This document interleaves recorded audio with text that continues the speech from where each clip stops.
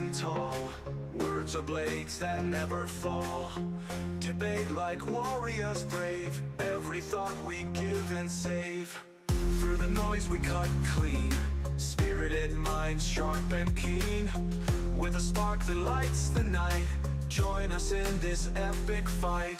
Welcome to the Spartan arena, where minds clash and thoughts gleam. In the heat of every word, truth and insight will be heard.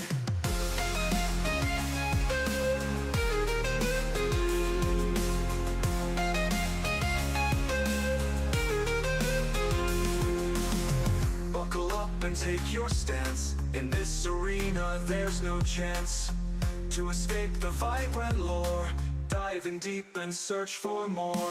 From heartfelt talks to fierce debates, we explore what fate creates. Side by side we seek the light. In the dark our minds ignite. Welcome to the Spartan arena, where minds clash and thoughts gleam. In the heat of every word, truth and insight will be heard.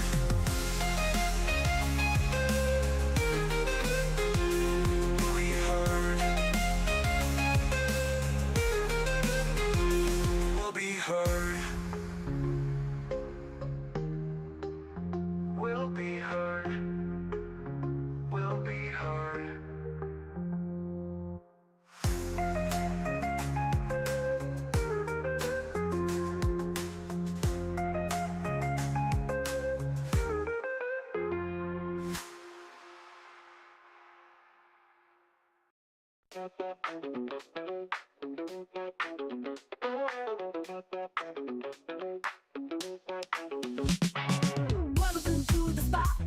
It's time to ignite. Oh yeah. Operation Hangout. The feeling's just right. Chilling with the crew. We're ready to groove. Opinions flying high. Come on, let's move. Hang out all night long, all night. Laughing and debating, playing our song. Oh yeah. Share your thoughts, don't be shy. Don't be shy. Operation Hangout, let's reach for the sky. Let's fly. Pull up a chair, let's get in the zone. Voices blend and smooth, like a funky trombone. Oh yeah. Topics from the heart, making us think. With a twist and a shout, raise up your drink. Cheers! Hang out all night long, all night. Laughing and debating, playing our song. Oh yeah. Share your thoughts, don't be shy. Don't be shy. Operation Hangout, let's reach for the sky. Let's fly. Bring it down, shake it up, feel the beat. With every word we share, the circle's complete. Living loud, think it proud, that's what we do. Oh yeah. Join the club, come on through, we're waiting for you. Alright. Hang out all night long, all night. Laughing and debating, playing our song. Oh yeah. Share your thoughts, don't be shy. Don't be shy. Operation Hangout, let's reach for the sky. Let's fly. Hang out.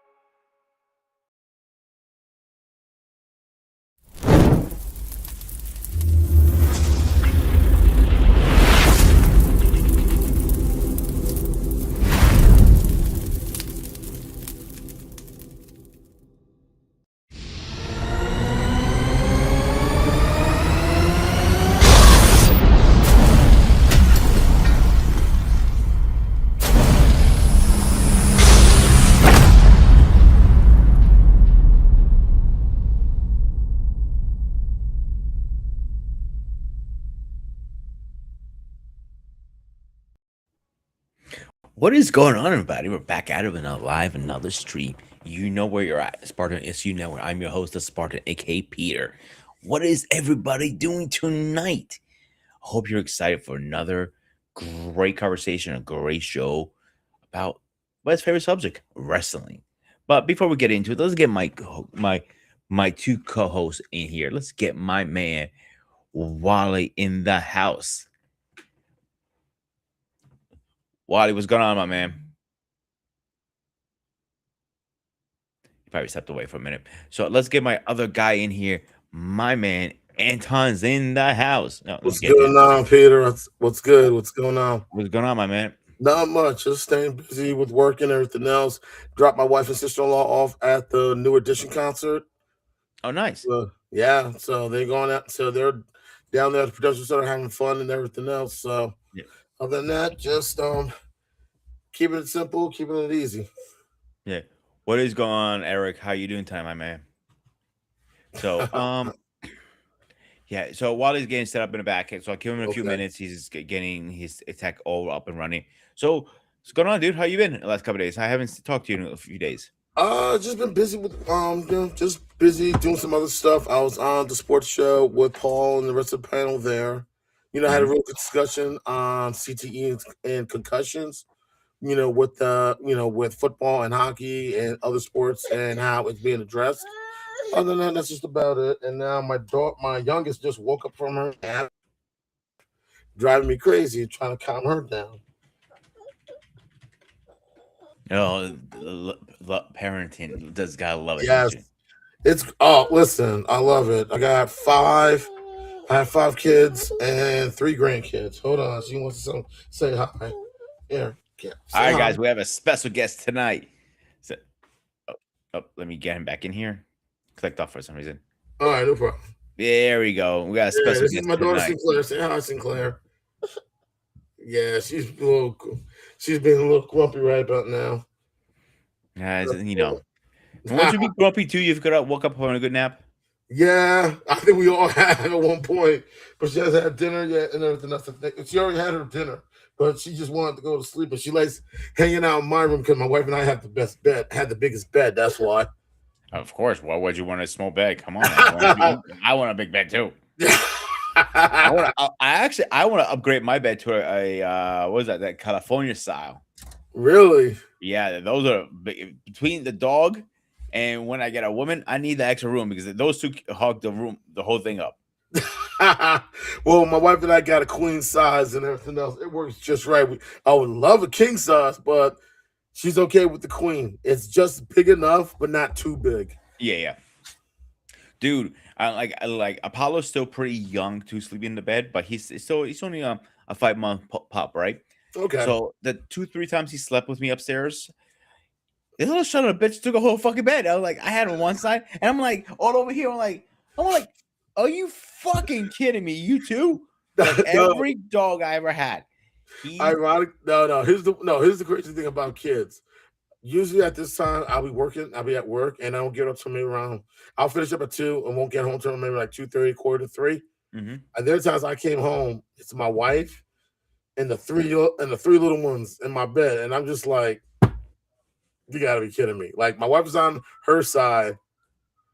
I got my daughter Avery, like sometimes like off the foot of the mattress. My son Carter on my side, and then I got my youngest Sinclair like sitting between them, and I'm just like, really, seriously? It's funny because I'm not technically a father, but I've been a stepdad a couple times with my ex fiancées, Okay, and her, the youngest boy wasn't feeling good. He's laid in our bed, whatever. I come home from work. That was a Wednesday. I remember that because Wednesday I used to open the hospital's kitchen. The okay. shift usually is at 5 a.m. to 1:30. Pretty brutal shift for a cook. And Mm. the only thing I want to do is take a nap. And I'm going in my room. I'm like, motherfucker. I look on the floor like, well, I'm sleeping on the floor. Like, I remember. go ahead. Wow. No, but one of the funniest things I remember happened. We went to stay at my parents' house. My parents don't live far from where I'm at, and Hmm. it's the house I grew up in, and I still got the key. And I think one time, it was me and my wife and the kids. We were just crashing there just for the night because we were helping my parents out with some stuff. And I remember my son looks just like me. He ran to my parents' room, got right in between my parents, and went to sleep. And I'm sitting there looking at like, Oh my god, my mother looked and said, "He looks just like you." I was like, I feel like I'm looking into a mirror Oh, of my Jesus Christ. childhood. Yes, like he looks just like me. I got a funny one for you. So when I lived in Mount Pocono, a different area that I live now, right? Like only Okay. 2 minute drive different. At the time I had a Dachshund mixed beagle. Oh wow. Yeah, great mix, great dog. We named him Hercules. He had a dachshund body, but he had Uh-huh. the height of the beagle, if that makes Oh sense. really? Okay. So when I'm sleeping, I was half asleep, I half awake. I see him jump and does one of these things to her and pushes her off the bed. I hear boom. I'm like, what the fuck? I'm like, well, look at that. Why are you on on the floor? And the corner of the bed was like the wall, and the corner was we call it Right. the hole. And she used to fall into the hole, and I used to like, why are you in the Uh hole? And I used to joke around with her and like, "Yeah, that's your timeout area." She goes, she goes, "Ask your fucking son." I'm like, I always call my dog's my son. And I'm like, I looked over like, good boy. There's a reason she's an ex-girlfriend, not a current for a reason. Oh wow. I always say if my dog doesn't like you, that means you're not staying. You're out. Simple as that. That's saying something right Yeah. there. So have you been catching up with the lately wrestling news and stuff? No, I haven't had a chance to get on to it the last couple of days. I've been watching the Olympics and everything else, and just trying to catch up with the other, with other things too. Right now, my situation, I'm no longer at FedEx anymore. I'm not there, so I've been kind of looking for another spot, but also I'm focusing on going back to school, Mhm. growing this, and my wife and I are looking to have a nice little side business to bring up some money too as well. So let me ask you a question. You say you're going back to school. Where are you thinking of majoring I'm thinking about business maybe now in? because the fact that we're gonna be my wife and I are trying to start our own, our little own side hustle, maybe get involved in real estate, commercial and residential. It'd be good to have, a business degree to help make sure that the books are in order. Dude, I'm going to tell you right now, if you're looking at real estate up here, is a lot of property up here. Oh, I heard. I Yeah. heard. So if you ever want to take a drive up here, I can show you guys around. Please let me know. Cool. Thanks. I Yeah. appreciate But that. that's funny you said that school thing because I was watching a thing the last couple of days on like why American schools are a scam. And I do agree they're a little bit of a scam too, because think about it. You're going for business. Now all of a sudden you have the history. What has anything to do with your major? I have no idea. Nothing really. It really has It nothing to doesn't. do. Or science or this pre-credential stuff.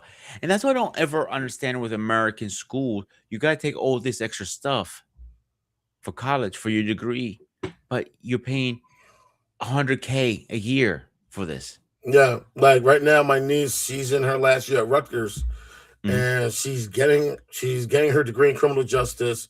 She's also working on she's also looking to get into law school to get her judicial degree at the same time. And then there were some classes that she took that had nothing to do with her major, but Mhm. they were requiring it, and it's like, Yeah.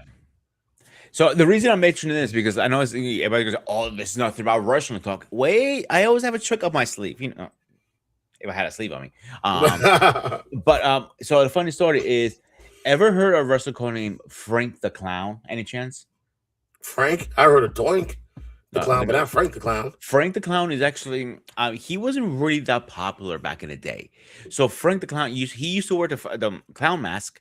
So Oh, there we are. You're no, back. I don't know what happened there. That's Uh weird. oh.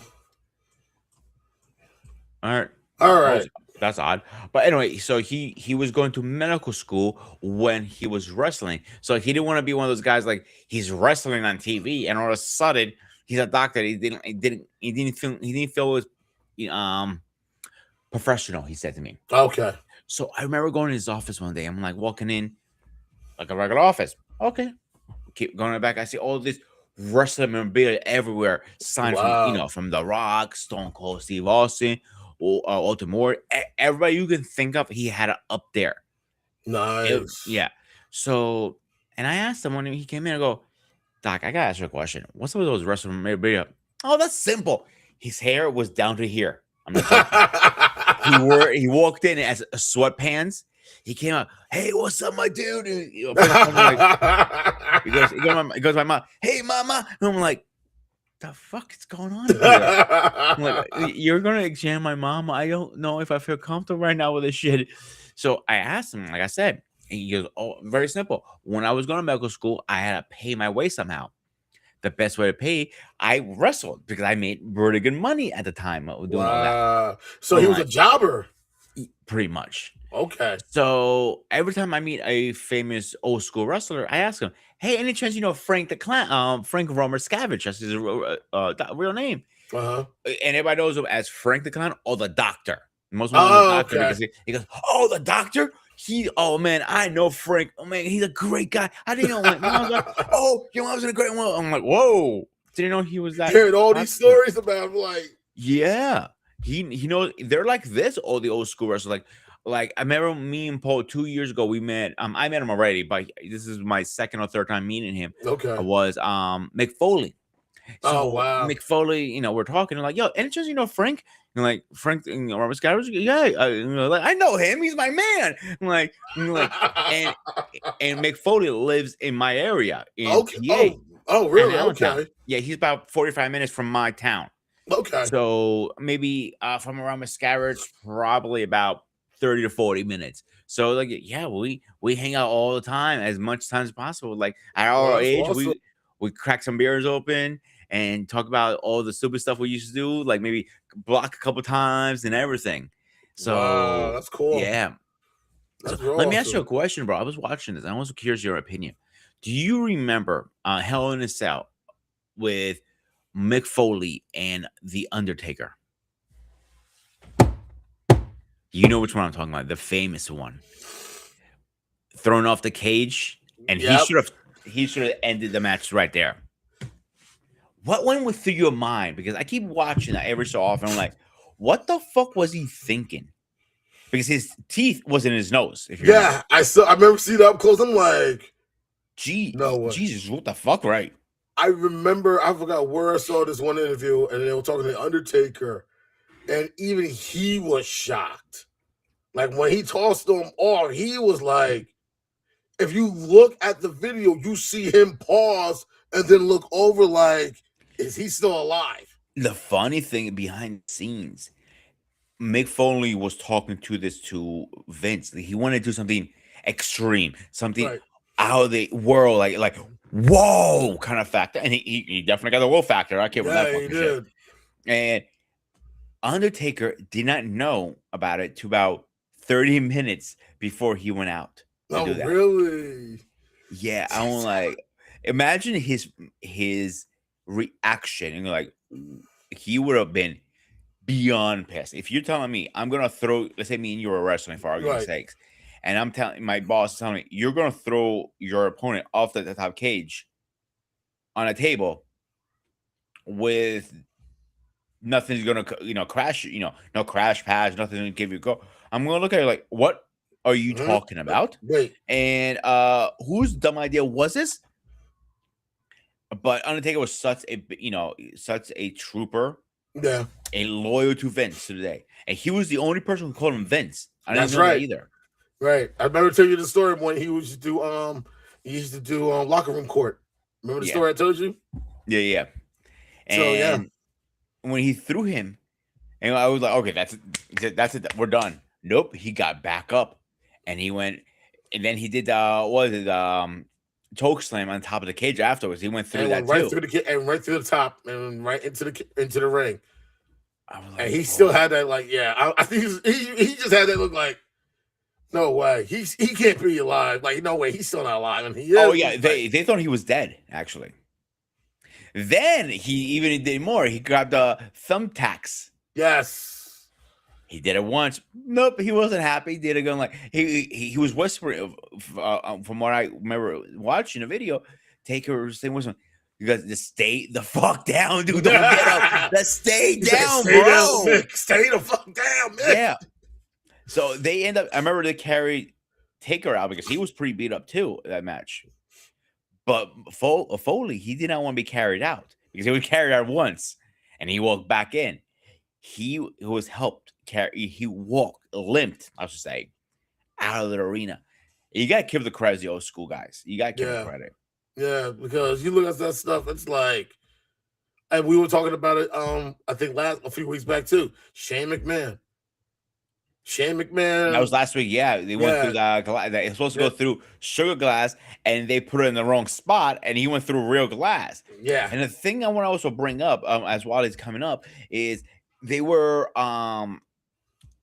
Undertaker mentioned 6 feet under his YouTube show. If you guys haven't seen it, please go check it out. Oh, I've And heard of it. like, I've heard of it.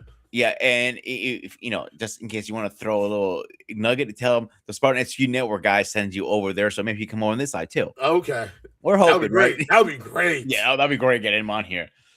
So, but he was saying these kids now, the new generation.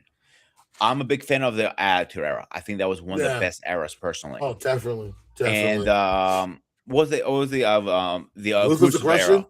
Yes, those are two best eras in my opinion. attitude, and even ruthless aggression. yeah, because they had no filters, Yeah. filters. And Undertaker said, I don't know what your opinion on this. These kids don't have no grit these days. He said, I can see why he says that. I can see Please. why he says that. please tell me why you think that, because I don't. Because I think what it is, it's like some of these young wrestlers think either they're assuming that it's that easy, or it's like they don't have that work ethic, they don't have that drive, they Mhm. don't have that motivation to get better. I remember that show, I think it was LFG we were talking about, and when Yes. Undertaker was talking to Damian Priest, and Damian Priest always said he's been a big fan of Taker since he was younger. Mhm. And Taker said, "You got something. You have something that I like. You got this heart. You got passion. You really want to be a part of this." And he literally mentors, Taker.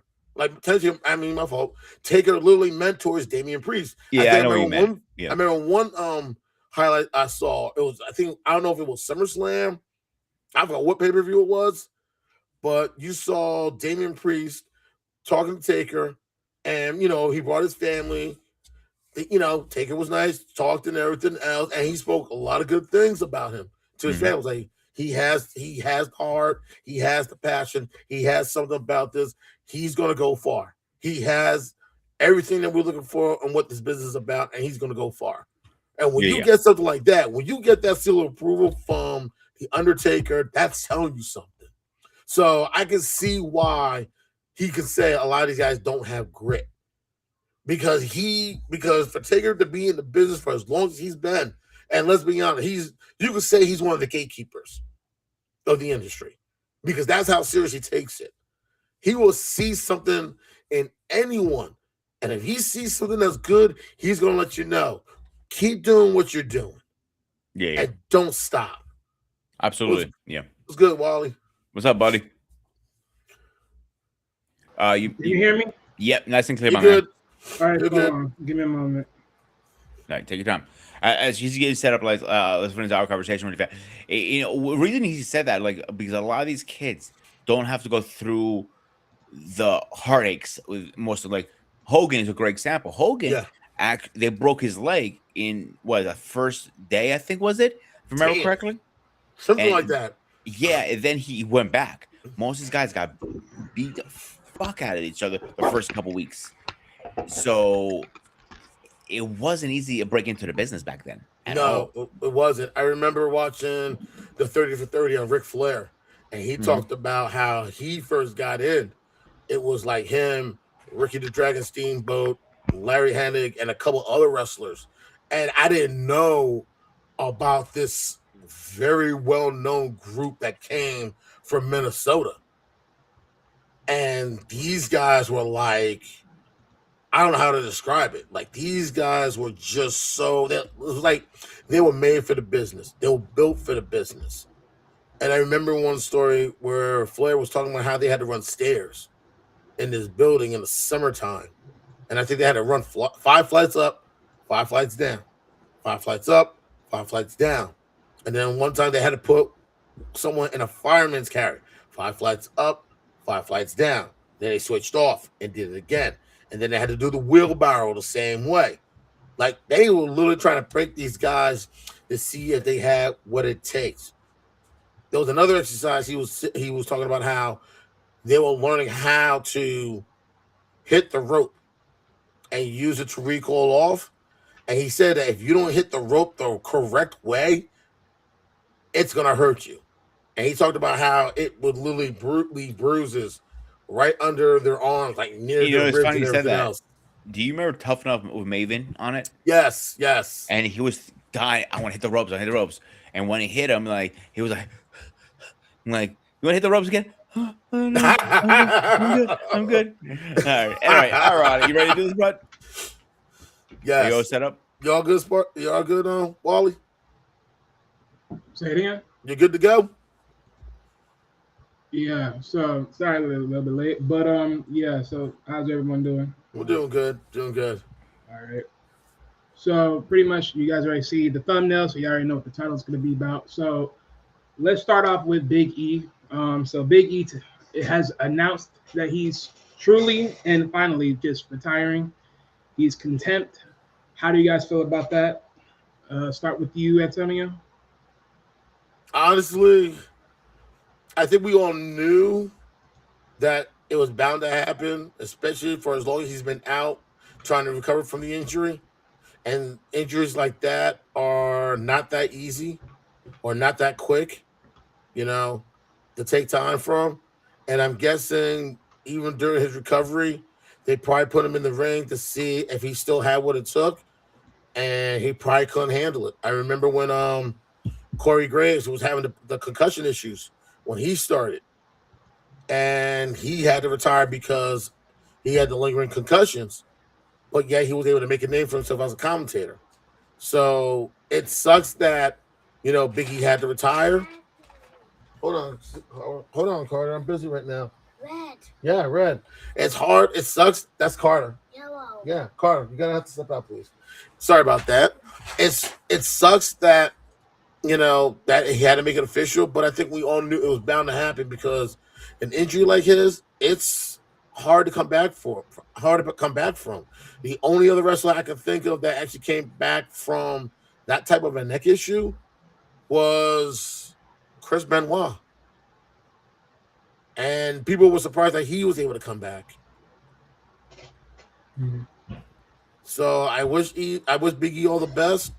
If he gets to do the behind the scenes, he gets to work as a commentator still. He gets to work as a trainer in some way to help a lot of the young wrestlers in some capacity. That's cool. As long as he's still involved, that's all that matters. And I just wish him all the best because a lot of these guys don't want to be forced out, especially someone like him who was finding a way to make his name, especially with the New Day. Yes. He was like that guy of the group that gave it that energy. Yes, you had Kofi Kingston. Yes, you got Xavier Woods, but he was like that. He was that individual that kept them two together as well. And I know he didn't want to end it this way, but I wish him all the best in his. I just wish him all the best, and I hope that he can still stay on as a commentator or do something else still involved in the business. So I just wish him all the best, and I'm glad that. And I'd rather see him walk away now than trying to make another attempt to be in the ring, and God forbid he has to be taken out on the stretcher. Right. Right. So, Peter, what's your thoughts? Ooh, I had time to think about this a little bit. So at first, I was a little disappointed. I was hoping he would come back, pull out like a edge surprise, like a Royal Rumble, or a sudden then a big pop. Holy shit, he's finally back. But in a way, I knew he was not coming back either. After all this time, we haven't heard any news about his injury, no updates or nothing. And you always hear him like on every so often they're asking him, "Hey, are you going to be coming back?" Nobody's been asking him. So as much disappointed, I think he did the right move. He took care of himself because he knows he has one life only. You don't want to leave it in the ring because if you leave it in the ring, look what happened to other wrestlers who are technically in like wheelchairs and stuff like that. You don't want that kind of life. Draws. So he actually did the right move, I think, at the end of the day. I'm hoping they give him some kind of like airtime so we can still see the guy. I think he has a great personality, a great charisma, great way on a mic. I think maybe even like a Paul Heyman kind of role, like a manager role. I think it'd be a good fit for him too. Like a manager or a consultant. Something like that. Yeah, you know what I'm saying, dude. Try to sell that. I don't think they're gonna go with that. I don't think so either. But I can see him doing that, but I don't think they're gonna do that. Well, no, that's why they try to sell it. There's not. It don't seem like it's gonna happen. Yeah. They tried that a few months back, was it, with a new date, and that kind of Yeah, that never formed to nothing. So. yeah, of course. That's the new Right, trend with so- WWE right now too. Yeah. Well, yeah. Well, for my thoughts, definitely it's bittersweet. A lot of things could have been different, hopefully, but this is what happens when certain people are not very keen in how to sort of launch certain people. But freak accidents happen. It is what it is. No one didn't thought it was going to be that way until you actually saw the tragedy. But yeah, for me, hey, look, I can't say nothing else. Honestly, I think he has hit his pinnacle enough to where you can say he had a solid career in WWE. Could it have been better? I mean, bigger, definitely. But things happen. So, nonetheless, better than he's walking versus him being, like you guys said, stuck on a wheelchair, just feeling nothing but hatred. So, but with that said, right, I got some questions, about Big E in his time in WWE, and I want to see what you guys think overall as far as his time there, and just to at least give a nice ascending wake off in memory, right? So with that said, first question I want to ask you guys is, when Big E got in WWE, what was your honest first impression of his character? Peter, I'm going to start with you. I thought he was overweight actually at first when I saw him. To be honest with you, I'm not gonna lie to you guys. Overweight? Yeah, that's what I thought because I like the way he carried himself. It seemed like it was a different muscular build than I was used to seeing at the time. Yeah, I know I was wrong. I'm not. I'm like overweight. Yeah, You were talking I about never said it was right. I overweight. never. Overweight? Like, Yeah, I never said it was right. I never said I was right. I was young and a different mentality back then. Remember? Like, Yeah. Okay. So, but I did enjoy the whole him being part of the New Day. I think they had a great click and they made it work.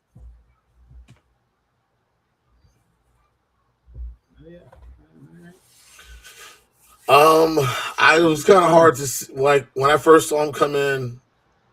It was kind of hard to take him. I'll be honest, it was kind of hard to take him serious, but I can see the passion when he performed, and then when he was put together with Kofi and Xavier to form the New Day. Their antics, I'll be honest, some of the stuff they did. Well, I ain't felt talking like about far into that. Just like your first impression coming in, like first his like, impression. yeah, when It he was- came in. In the beginning, I saw his passion. It was kind of hard to take him serious at first, but he definitely started to grow on me. And he started to grow on me when he was doing singles competition and other matches they put him in. I could see that he saw this as his one big shot, and he was not going to take it for granted. He felt like, you know what, if this is my shot, I'm taking it before they say anything. I'm not going to give them an opportunity to say, hey, thanks, but we don't need you anymore. And I think that's what it was. He never wasted any opportunity he was given.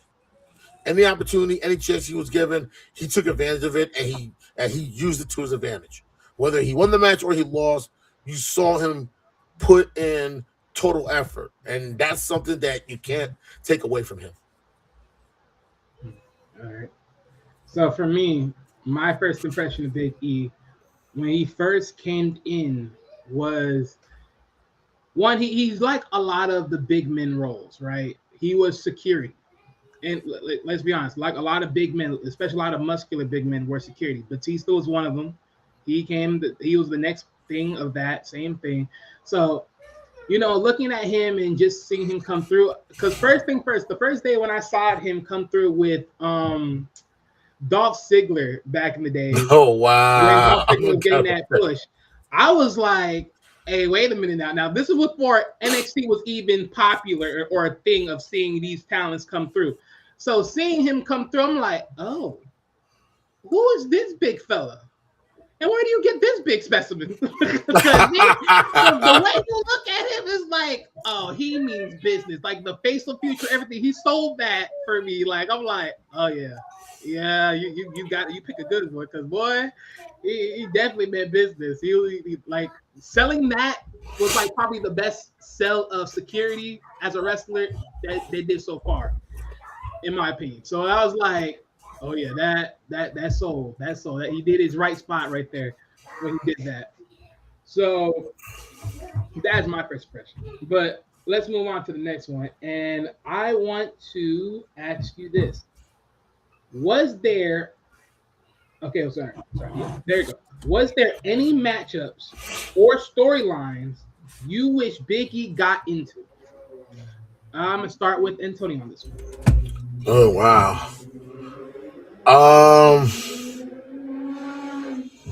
Okay, interesting. Oh wow. Pistol Pants Watley. Wow. Honestly, story wise or anything else, nothing's really come to mind. I didn't get just to really see any of that before he went. I saw a few of his matches, but storylines or anything else before the New Day, I didn't get just to really watch it as much as I usually did because that's when things were just kind of hectic on my end. The great thing about, you know, social streaming is I can watch those matches and everything else. So it's kind of hard for me to really answer it. What That's story okay. probably You can worked answer. You with can them? answer it. You know what I'm saying? What story probably would have worked for him? But the one thing I can, like I said before, the one thing I'll give him is any opportunity they gave to him, he ran with it. I mean, look, you can't tell me storylines. Can you tell me a matchup you wish he did, or you think he did all the matchups you could have saw? Oh God. Oh boy. I can't think of anyone he kind of could have. If there's a match that he did, I probably didn't see it. But but I'm thinking who he would have gone up against that would have worked for him. I'm drawing a blank to be honest. I'm drawing a blank. That's fine. That's fine. I'm drawing a blank. So I definitely have to watch some of those matches, and if I ever ask that question again, then I could definitely give you a more definitive answer. No problem. No problem. Peter, do you have one? I would love to see him wrestle Brock Lesnar. Ooh. What's that again? I'd love to see him wrestle Brock Lesnar.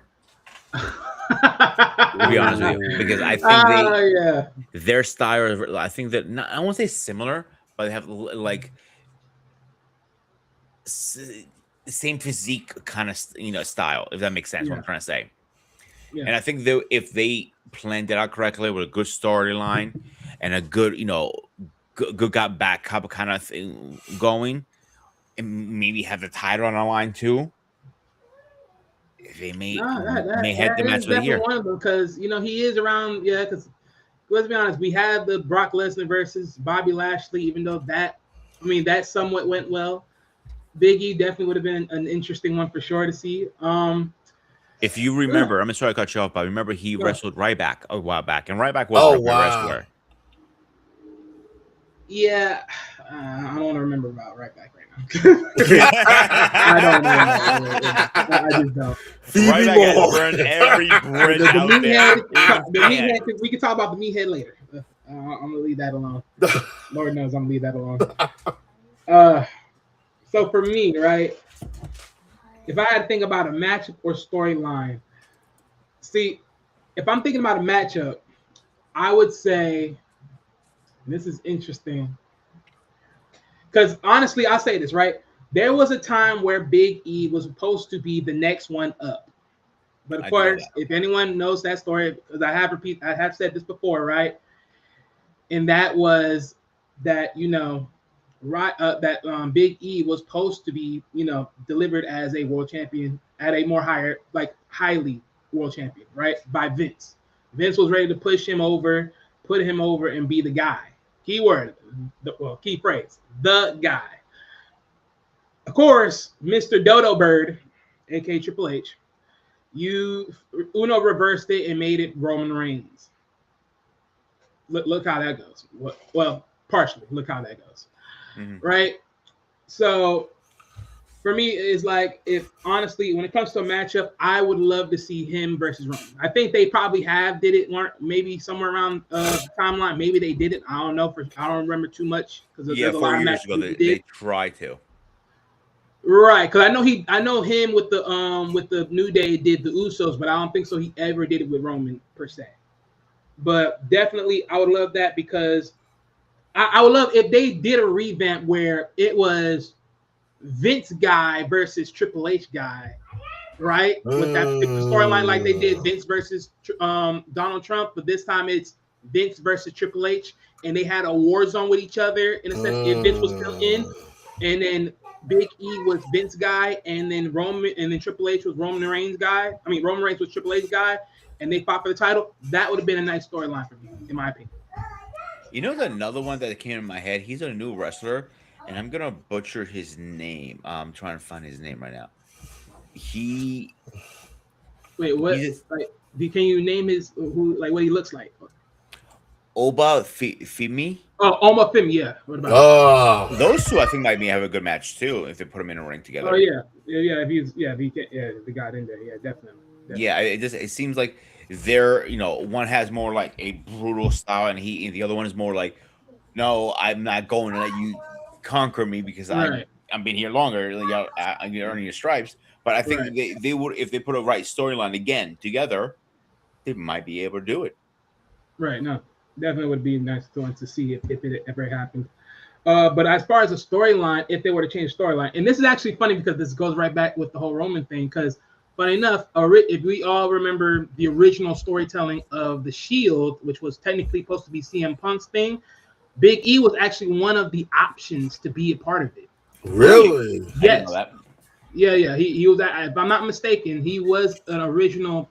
Uh, he was one of the major characters that could have been a part of the Shield, based upon remembering. If I'm not mistaken, if I remember the story correct, if they were supposed to sell it, which is supposed to be amongst CM Punk, right? Which is why you notice CM Punk, Seth Rollins, Roman Reigns, they have such a big issue with each other. Right. I guess because there's a lot of history, I guess, from give or take. But if I wasn't mistaken, Big E was supposed to be in that group and not Roman per se.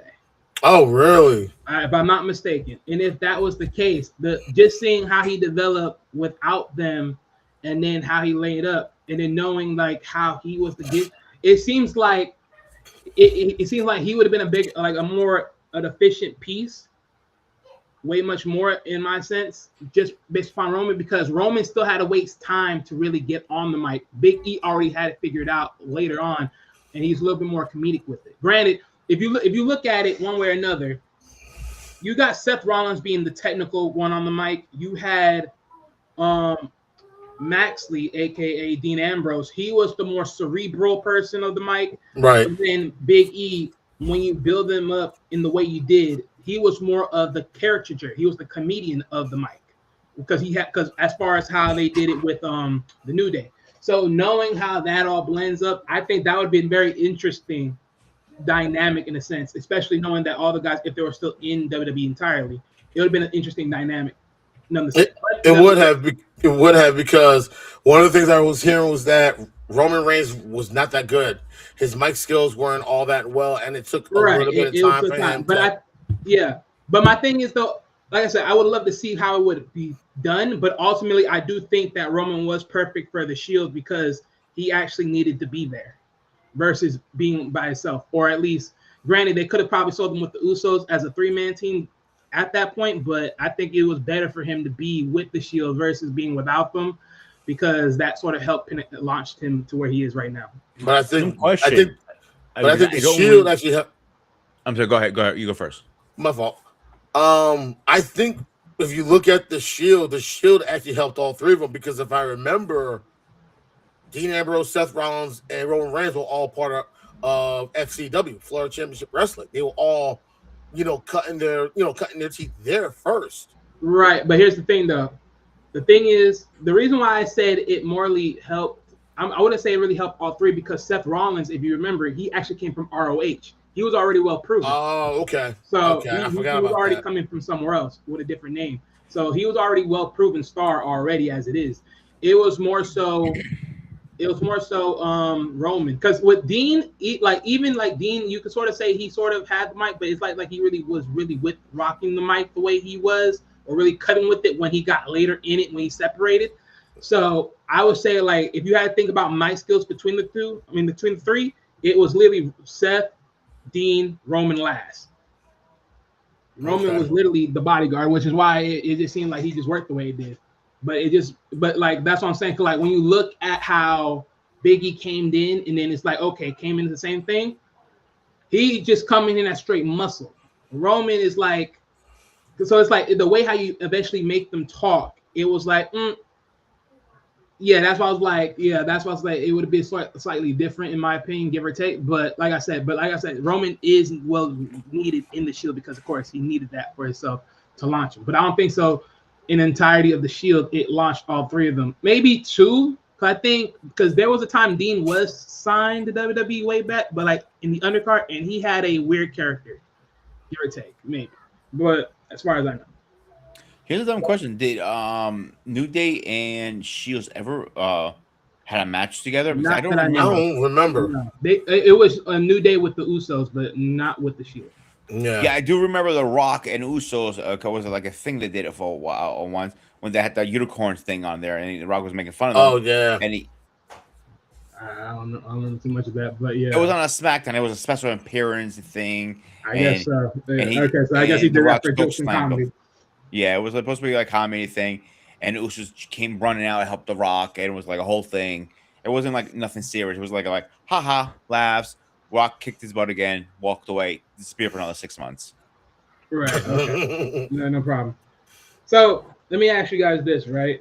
For the next question, if things were different, where do you see Big E in the current WWE landscape? Let me start with you, Sparta, on this one. I can see Roman Reigns versus Big E for the title. Really? Hmm. Okay. Because I think they both have really good chemistry.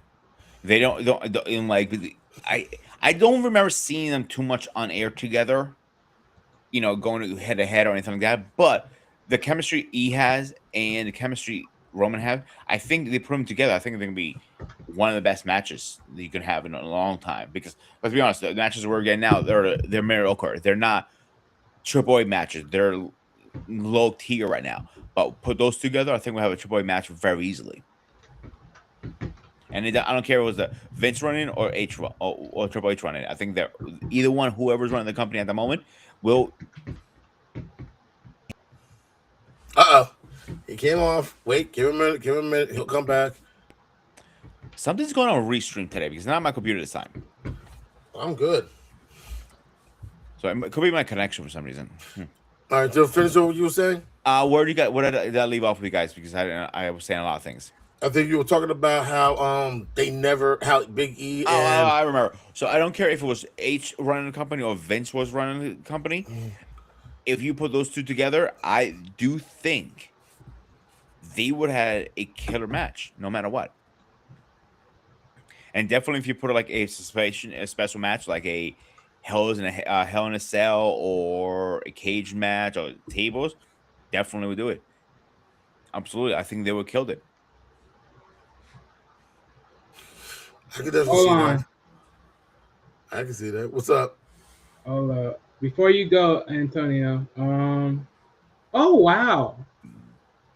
Oh wow. Okay. Update because I do want to make sure because I don't want to leave off being wrong.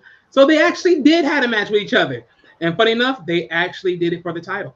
Really? The title. Roman and Yes, both the titles. This was okay. So let me give you guys the run back.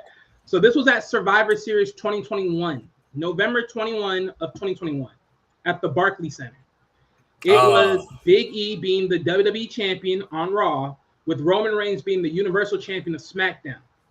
And this story ended with Roman, Incredible Strength. Oh yeah, it was pretty much with Roman hitting him with the spear. Oh wow. Yeah, sounds like because pretty much Reigns Roman match. had targeted Big E's knee, which I guess he must have gave out, and then and then that cinched in the win for him. But Oh yeah, wow. I Thought it gotta look wasn't a that good match match up. because I don't remember it.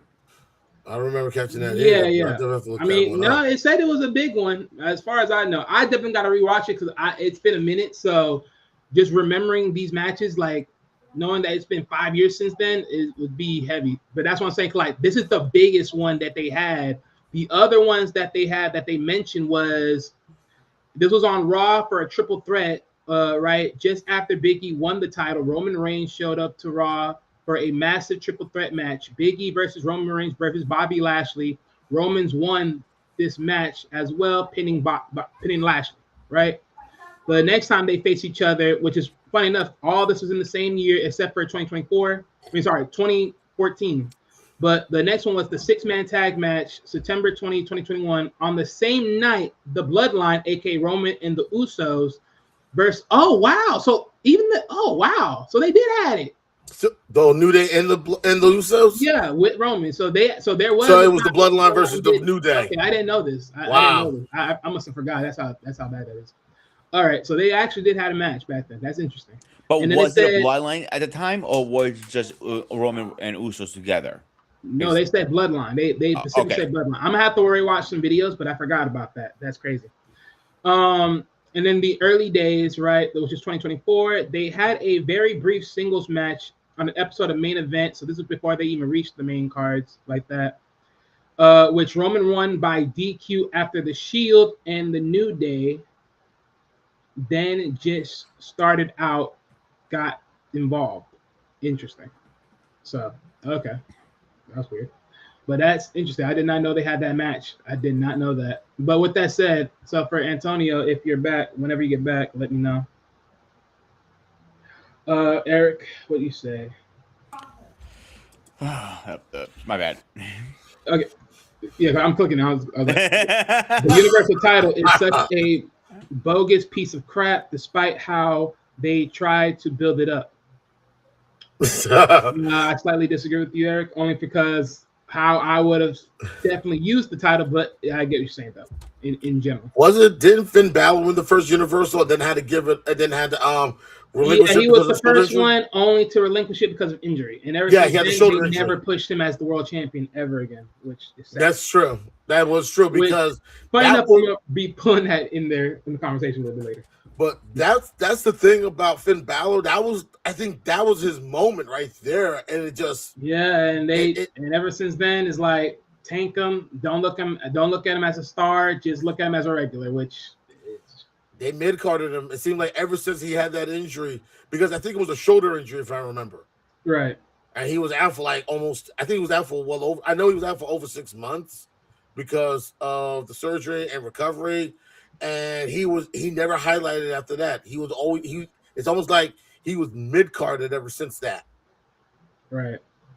So that's why I said You know what? Even now, like the way they have him with the group he's with, can't remember the name of the group off my head right now. I'm a brain fart. He's not doing bad work. That's the funny part. He does great work. But that's how the game goes, I guess, for people. Politics, But- essentially. Yeah. Yeah. So Antonio, I'm gonna repeat the question and then you can answer. If things were different, where do you see Big E in the current WWE landscape? Oh wow.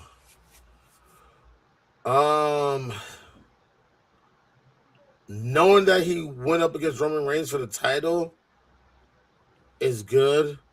I would have loved to see him in that rotation against guys like, I don't know if he wrestled Randy Orton. It would have been cool to see him in that rotation against guys like maybe a Randy Orton. Say again?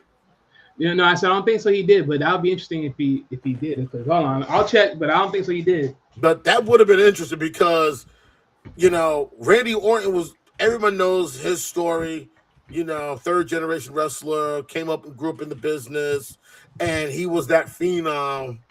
And then all of a sudden, he went from being this young phenom and rising star to almost like a standard bearer. And I'm not sure if Big E had a chance. Yes, they have. They did. Yes. How long ago was that? There was 3 different occasions. So SmackDown, January 10, 2014.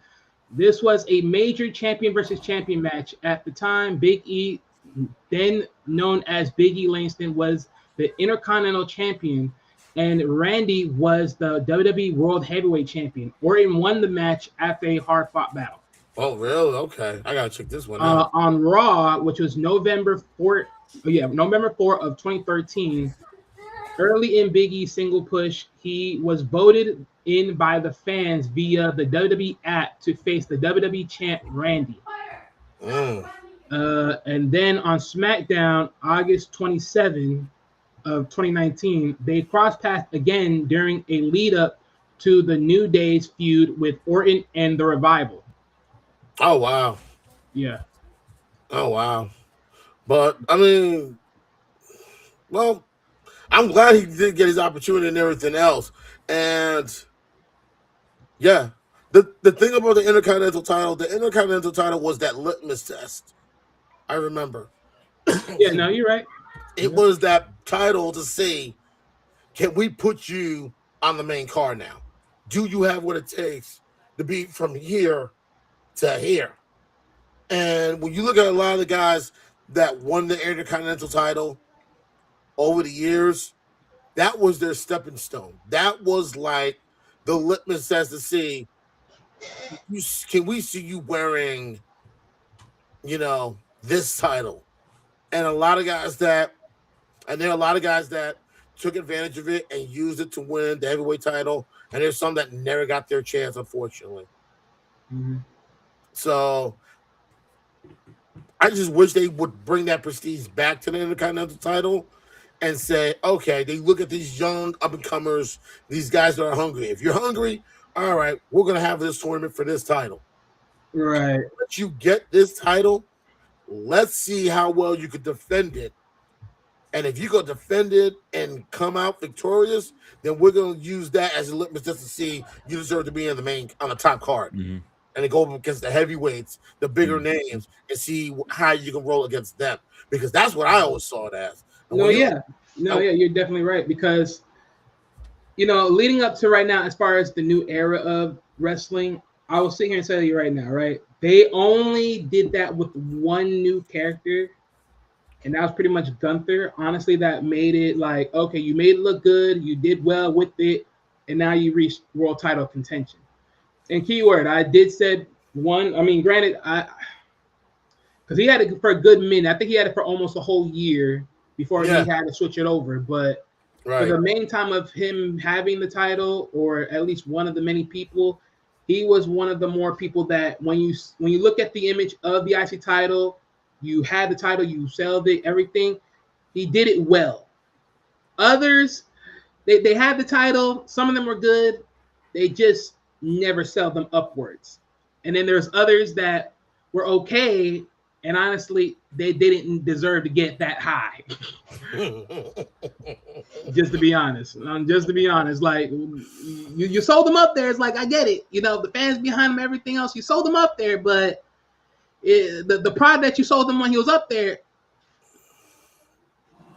I'm just saying when it comes to certain people. And I remember back in the day, guys, like a lot of the OGs from back in the day, the Bret Harts, the Kurt Hennigs, who else won it? The Honky Tonk Man at one time, the Ultimate Warrior, Randy Macho Man Savage. All those guys have won the Intercontinental title. I think other than the Honky Tonk Man, all those other wrestlers I just named were able to move up and become like big names and everything else. Right. And that's the thing. Ravager Rick Rude as well. I forgot to mention him. Ravager Rick Rude. I think Owen Hart one time won the Intercontinental, and he used that. I think for Owen. Eric, we're not going to do that. You got to put some respect on me, Honky Tonk Man. Okay, baby? And I heard he still wrestles every now and then, Honky Tonk Man. He still wrestles every now and then. Does he really? Yeah. Does he use a walker, get out on the ring or something? No, like I've seen videos of him. From what I've saw, he was in pretty good shape. A couple of wrestlers, another guy's that also still in good shape. Mike Rotundo, Bray Wyatt's father. He's still look like he can still wrestle at his age. Like he kept himself in real good shape. It's surprising. But I remember that Intercontinental title, you got it.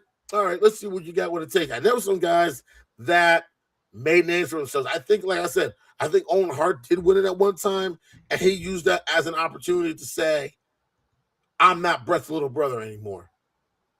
You know? He wanted to say, I'm my own Hart. And that's what it was all about. Let's see if you guys can, get to this level. And China, I think China won it at one time, or was that the European title? No, she had it. Yeah, and I know a lot of people were shocked, but Joni Laura was a fine specimen.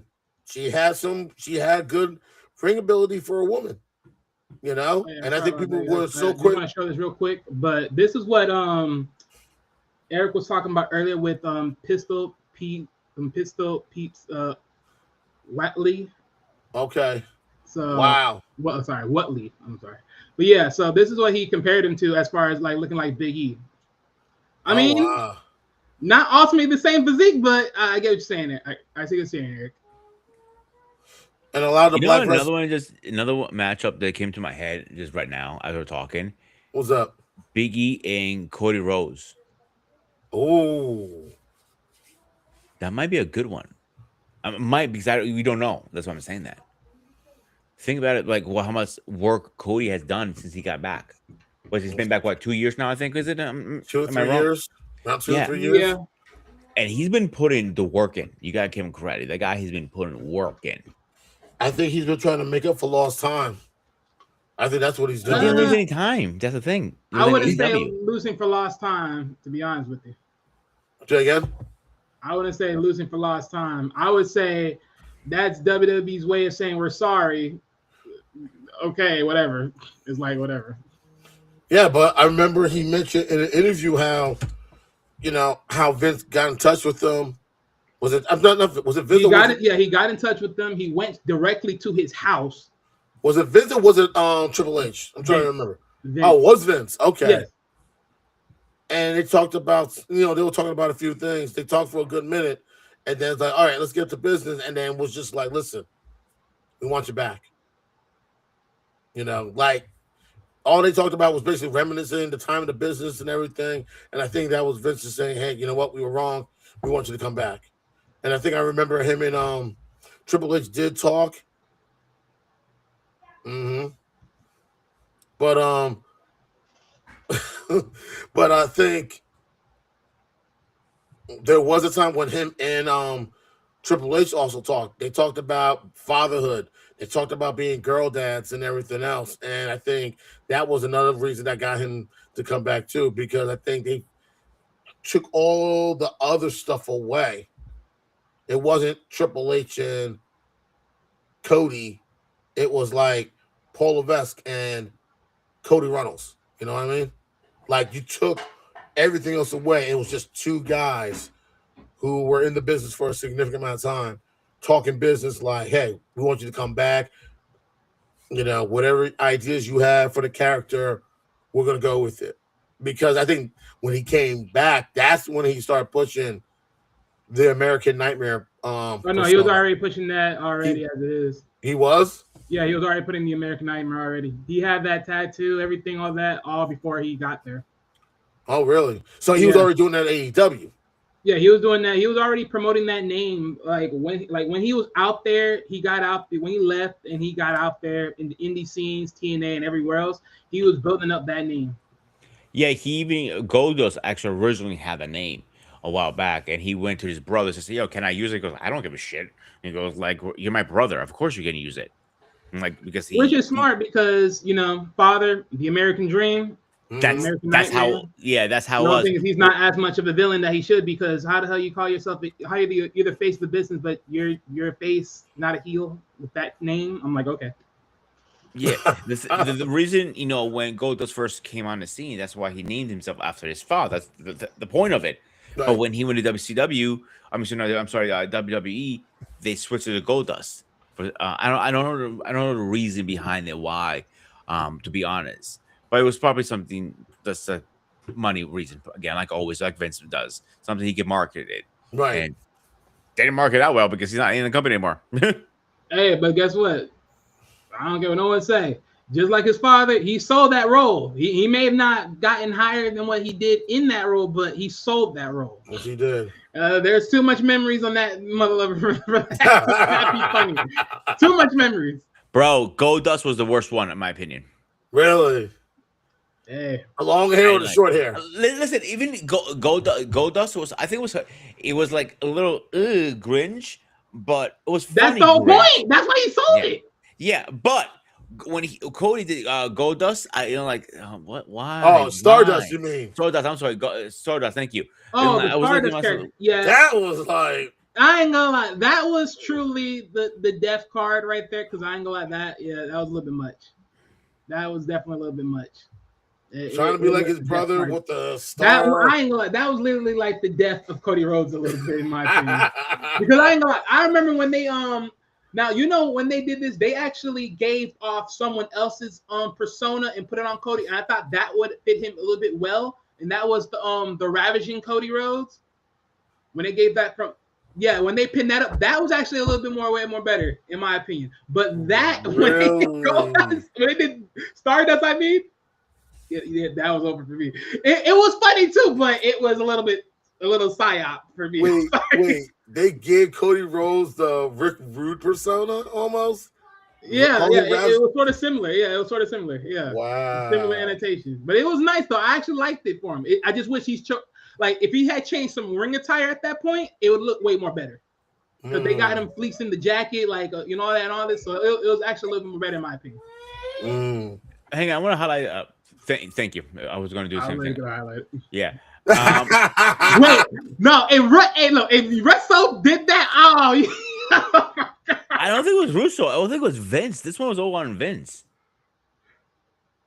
No, Vince may have had the idea, but Russo was the one that wrote the shit. Good point. Either which way, but my thing is still selling the Stardust into the stars like that. I'm sorry, that was a little too much for me.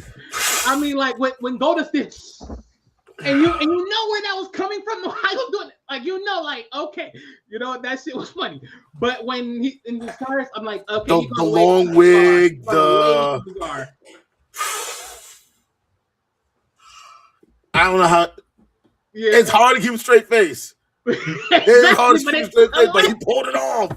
Bro, imagine if you were a straight guy, a very muscular guy, and doing those stuff. Even when he was kissing the other guys at some point.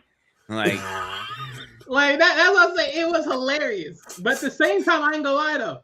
But the newer version in his new face mask, like his face paint that he wears in AEW, I do like that. I do prefer that a little bit more better.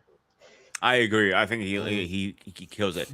If he ever comes back to WWE, I don't think he should. I don't think so. He will. I think, if I'm not mistaken, I think he will retire in AEW. If I'm not, I think he mentioned that. But let's say for some reason he does get in WWE. No, yeah, but if he does, I mean, it would be ideal because, of course, that would sell like a bigger story. Because, of course, if Cody Rhodes ever goes heel, which they might sell that, right? It's like, well, who else can you trust other than your brother? Well, he has said recently, like last 2 days, in an interview, he does not ever want to go heel. It's going to kill his momentum.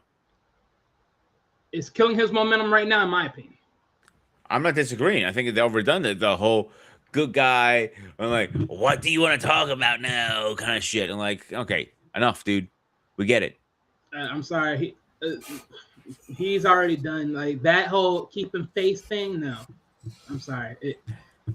No. His career will sink high or soar high. I should say. I said sink high, soar high when he goes heel. He don't want to go heel too bad. Cause I'm telling you right now, you being face right now, I'm not pleased with your work.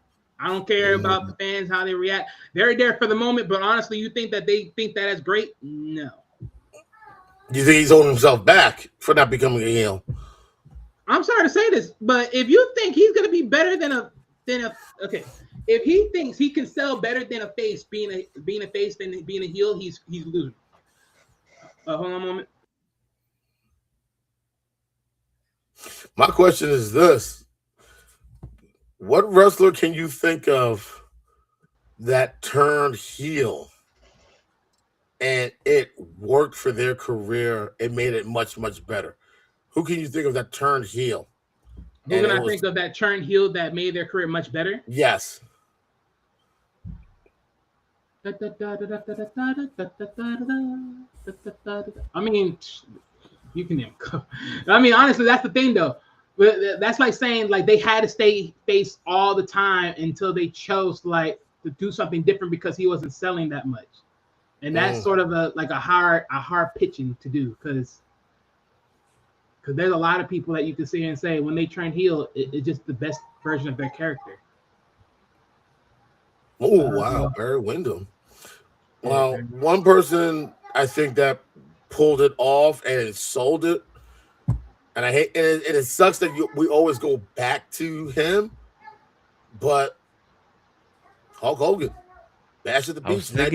I was thinking the same thing because, and here's the thing, I didn't watch that Bash at the Beach. I was in basic training that summer. I didn't watch the highlights of that Bash at the Beach until sometime later.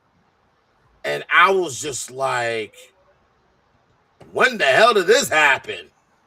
I was caught by surprise. Like, mine was a little different. It was a surprise for me too because when I left the States and moved back to Greece, he was a face. When I came back, he was a heel. I'm like, what's up to be? What black and white? What the hell is going on here? Did I jump in the Twilight Zone? Like it threw me off completely. As a face, that was pushed as a face. Roman's another one too. I would say. No, you don't think he's good as a heel? He is Barry Windham. No, he's a good as a heel, but based upon the question, who as a face was like primitive as face, but ultimately was way more better when they turned to being a heel. That's a hard one. And that's what I'm saying. Like, there's not. Wait, I just realized another one. Especially in today's timeline. So yeah, I just realized another. I just thought of another one. Okay. Shawn Michaels. No, Shawn Michaels always known as heel back then, though. No, when he left, when he was partnered with Marty Jannetty, when he left the Rockers to go solo. Remember what happened at the barbershop? Oh, with the super kick right there. Yes. I mean, that was a surprise, but that doesn't mean like he wasn't a heel around that time, give or take. I mean, was he a face leading up to that? Like entirely? Yeah. Okay. Well, because I wouldn't know at that time, but as far as just like certain memories and looking back into the ethos, yeah. That's right. Hogan started as a heel managed by Classic Freddie Blassie. So that's what I'm saying. He was already a heel already. So see, that's what I'm saying. That pick of the litter is it goes way down because like who did you sell to put that in there? I mean, funny enough, but here's the reason why I say this, right? Because there was at a time where Cody when Cody was starting his career right in WWE, right? Because he was partnered with Hardcore Holly. Eventually, he was partnered with Randy and Teen DiBiase Jr. Ted DiBiase Jr. Oh, right. God. So when you think about it, his time as being a heel, those times, honestly, in my opinion, when you were with Randy, when you flipped on Hardcore Holly, went with Randy, made I forgot what they call themselves. I know they call themselves something. I forgot the name of their group at the time. But when you joined, that was one thing. Two, then when you started to mold yourself as your own solo act, and you got into that broken face, and you put that mask on, and you got into this ravaging Cody Rhodes, those were the best time of your career. Those were literally the best time of your career. And don't forget, at that time, he had the IC title in hand. Okay. So those were the best time of his career. But this is where that's what I'm saying. So when you look back at that, they say and say you don't want to never go back to being a heel. Miss me. Because guess what? You already got the American flag, all this and everything else. You call yourself American Nightmare. How that is supposed to be a good thing? It's a good thing for you, but it's a bad thing for your enemies. Okay, great. But again, Nightmare. Like, I'm sorry. Don't be mad at me when you sell yourself a certain way. Oh, wow. But with that said, let's keep going because it's not about him right now. This is okay. about but, oh, man. But coming back to this, right? How I want to see this. Where are we at right now? So, okay. In your opinion, right? What was Big E's best year wrestling in amongst WWE? Oh, I'm gonna wow. go with Anthony with this one. Definitely when he was with the New Day, he found a way to be the comic relief, but I can definitely see when he was with the New Day, it was like he enjoyed it. He enjoyed working with both Xavier and Kofi. You could tell they had great chemistry. You can tell they did great together when it was the three of them. And sometimes it's hard to see all three of them without one another. You know, I say when he was with the New Day because some of us do remember when he before the New Day, but I would have to say definitely with the New Day because you saw something in him when he was with Xavier Woods and Kofi Kingston. That's the best way I can describe it. Like when he was with those you would two, say around like 2015 era. around that time, yeah. Yeah. Because I ain't gonna lie, there was a lot of different like moments. Because as you know, around that time, that was also like the same year when the New Day went heel, right? And then the New Day Rock chant became the New Day Suck chant. Yep. So that was definitely plus also the highlights of their tag team career when they highlight that overall. So that was major. And of course they found a unique way to use the Freebird rule as well. Right. Yeah. Swing the title around depending on, who's amongst the group and everything else. And that was the thing I give them credit for. They found the Freebird clause and used that to their advantage. And I know a lot of other people were like, wait, there's three guys, they're tag team champs. But every match you saw any two of the three in there competing. And it's like, really? But the Freebird rule. So they found it. And anyone that follows wrestling, everyone's remember the Fabulous Freebirds. It was three guys, worked well together. That's just how it was. Eric, in my opinion, I don't remember Kofi with R-Truth as a tag team partner before they ever did the New Day. I don't remember that. I remember Kofi. If I did, I remember too much there was probably too much comedic moments for that. Honestly, I remember Kofi. I remember when Kofi was singles. I don't remember him with R-Truth. Right, I don't remember him with R-Truth. But to go on, so Peter, what is your moment? I will say, I know it's not a single one, but I think, my personal opinion, New Day versus the Wyatt family time when they're feuding. Yeah, okay. To me, that was my favorite matches with that because they did incredible work, and they were just going. I mean, it was like, I don't think it was going to stop because it was like one of those, one of those things that's going to loop around, and eventually we're going to get bored of it. But it didn't. They pulled the plug at the perfect time. It wasn't overdone either. And when they did countdown match, I think that was classic, to be honest with you. Okay. So for me, my best years of Big E was in 2021. This was the time where when Big E was done being seen as the tag team guy or used as being the tag team guy and really being seen as a solo act that can be a main eventer. Here's some key points that I want to throw out in the 2021 timeframe. So this was when on September 13, 2021, where Big E cashed in his Money in the Bank briefcase against Bobby Lashley and won the WWE title, making him the 33rd Triple Crown champion in WWE history. Ooh. Right? Also, his main event status, right? When he transitioned from a beloved mid-carder to a legitimate main eventer, leading to Raw brand versus main eventing Survivor Series in a high-profile champion versus champion match against Roman Reigns. Also, the Money in the Bank briefcase win that I just mentioned earlier. That July, he won the Money in the Bank briefcase ladder match, which is often cited as one of the most popular feel-good wins in modern era. And then his international dominance. He actually started the year as the Intercontinental Champion, having won it on the Christmas of 2020 episode of SmackDown and carrying it into WrestleMania 37. So that's what I would cite as his, best year. Mm. So yeah. So I'm gonna ask this last one, and then we're gonna just move on to the next part of the stories for tonight, and that is also gonna be amongst Black wrestlers. Did Big E succeed beyond expectations? And in your opinion, Peter, what you got? I think so. I think he would have gone a lot further if he didn't get hurt. Booker T did great things in as a wrestler.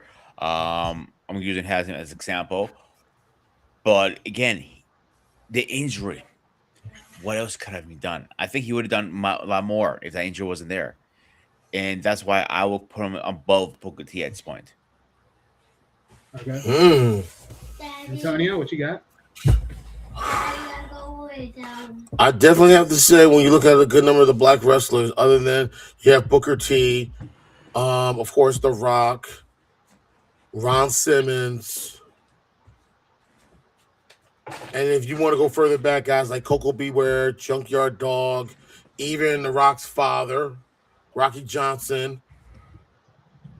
It was not that easy for a lot of Tony Atlas. It was never easy for a lot of the Black wrestlers to mainline and to be taken serious in some ways.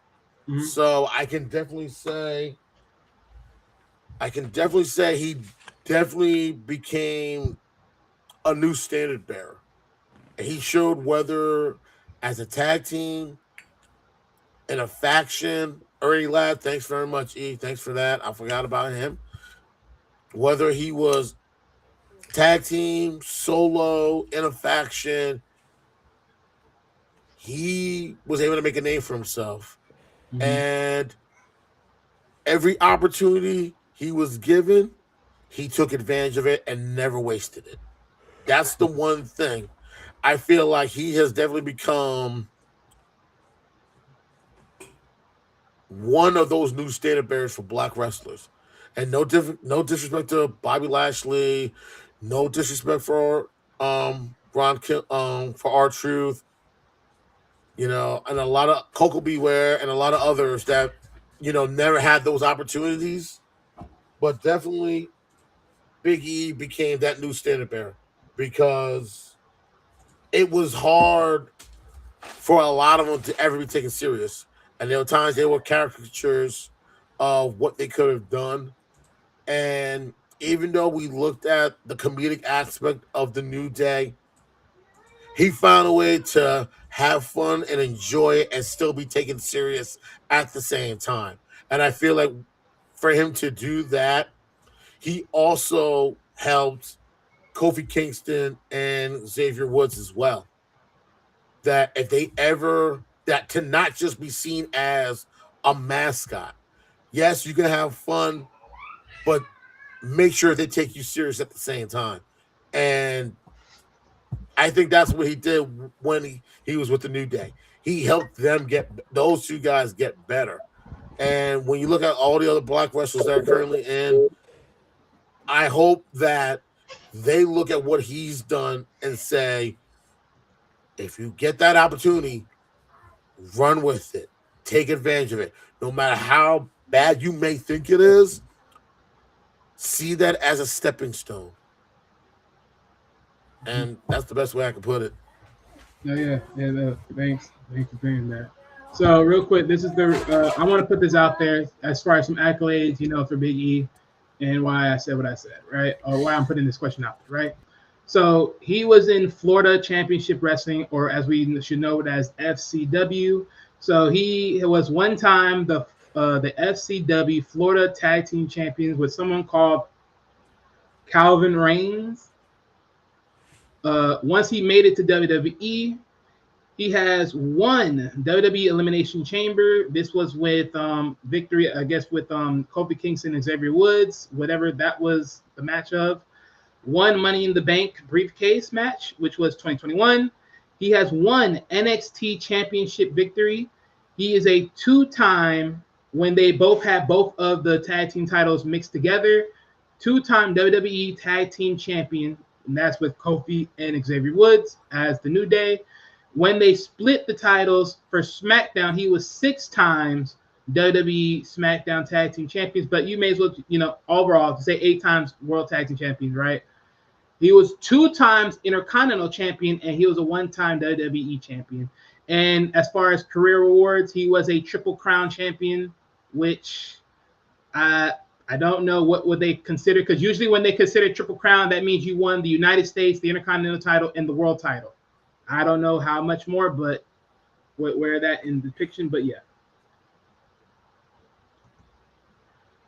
Eric, you said, I would have liked to see Jay Lethal get a bigger push. Amongst what wrestling corporation? Back then in TNA? Back then in ROH? Which one? Changing the topic, sir. I'm changing the topic. But yeah, I just wanted to put that out there and just accolade his rewards, accolade what he's done so far in his career in the time that he's did it. So pretty interesting, because that's the only award he didn't walk away with, United States Championship. So, I don't know what they frameworking as Triple Crown. I guess I don't know if it's the NXT with the IC and the title, but I don't know. I always thought the Triple Crown would have been, because before NXT, and I think people forget, a long time back, WWE never had a U.S. title. And the titles were either the Heavyweight Championship, Intercontinental, and the European title. right. They never had a Cruiserweight title until sometime later. They never had I think no. Once they retire the European, that's when they bring in the United States eventually. But even the European, it wasn't a big push back in the day either. It was there, but it wasn't. It wasn't. But it was kind of like a just step below the Intercontinental. I remember. Yeah, I think it was like a certain mismatch. But that was like, that's the only title he walked like out of in his career that he didn't grab. So that's what I'm saying. When they say he's a Triple Crown, I don't know what definity, because usually, like I said, when people say Triple Crown, it's usually United States, IC, WWE title, or neither, both the 2 world titles, and then one of the other mid-card titles, however you want to look at it. So that's how I usually look at it, but hey, nonetheless.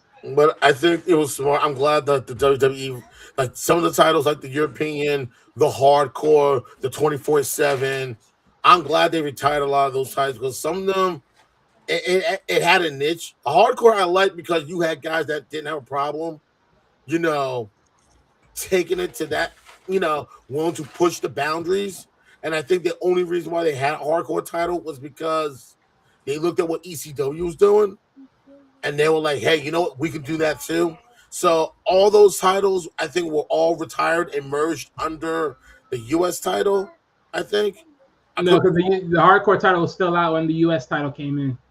Oh, really? Yeah, it was still around a little bit, if I'm not mistaken. But the thing is, like, Hardcore title, I mean, I liked it. I had no problem with it. The problem with it, because of the association with it, it's like, if you defend the title, you have to really actually be in one of those, hardcore matches, no DQs, street fights, something like that, to a degree, to always defend it, give or take, if I'm not mistaken of that. But yeah, it was really crazy. Okay, so Eric, the Hardcore wasn't planned out correctly. They threw it out there, and they threw it to the wing, and you're pissing against the wing. They didn't think about long-term longevity with that title. No. That was very a steep one. The European title was a Cracker Jack prize compared to the pretty much. I mean, definitely it wasn't really like the top end tier. Like, that's what I'm saying. The European title was flipped for being the United States title, because United States title is not really that much special to the IC title in a lot of cases, especially because you think about international, you think about worldwide, where the United States is like singular. But like I said, I wanted to shout that out just because I wanted to speak on Big E. But we're gonna switch gears right now, because of course we're already a little bit deep into the show and we're not even close to being done with it with the topics. But lucky enough, I only got a few questions for these next things. So, ladies and gentlemen, we have Becky Lynch as the next topic for discussion. And with Becky, it's been out there, especially she revealed this on WWE Unreal, that this is her last run. This is her last WWE run. This is her last contract. With that, what do you guys think? What is your opinions? Peter, Antonio, y'all can, don't matter which one you go for. Just give me your opinions. I'm not too surprised because she has mentioned multiple times she wants to be a mother, Mhm. and the mother instincts is gonna kick in first before anything else. Mhm. Like Trish Stratus and the other women wrestlers done the same thing. When they felt okay, it's time to step down to be a mother, they step down. Mhm. So here it is. I'm not too surprised. I'm happy to see her back. I'm happy with the work she's doing, but I know her time is short. It wasn't long term. It was amount of time. It's hard to raise a kid when you're on the road so many times. Was it 360 days a year? Come on now, like let's be realistic here. Like these guys don't have families half times. That's another reason why John Cena didn't have kids. And No, there those other reasons why he didn't have kids. I know there's other reasons, but I'm using that as okay, that's a bad example. Well, yeah, well, there was a bit. That's what I'm saying. Like, this is not the really reason. Like, him having wrestling wasn't really a reason. I think it was more deeper than that. But well, Yeah, there's a heavier reason. But yeah, I get what you're saying. yeah, okay, it was a bad example, but you know what I was Well, trying to yeah, get to. yeah. I mean, he So probably had more reasons, but I'm saying like, as far as the big reason that he mentions, like, like if he ever did said that, I wouldn't even bother because other things that he said, I'm like, okay, I'm not hearing. I'm done hearing. no, yeah. I know it was a bad example, but my point was trying to get to her being a mother means more to her than being in even other wrestlers are saying it, and like a woman wrestler, like listen, their fear is right now they're so hot and they're in a relationship and they get pregnant, they have to step down, and that's the fear that they have. And is it a fear or a blessing in disguise? It's probably a combination of both. Yeah, Well, yeah, Like because well, real quick, because well, I say it like this, right? Because you gotta think of it this way, right? Because the same thing happened to Carmella. I mean, granted, she had an injury and all that, but then eventually she was also gonna be a mother.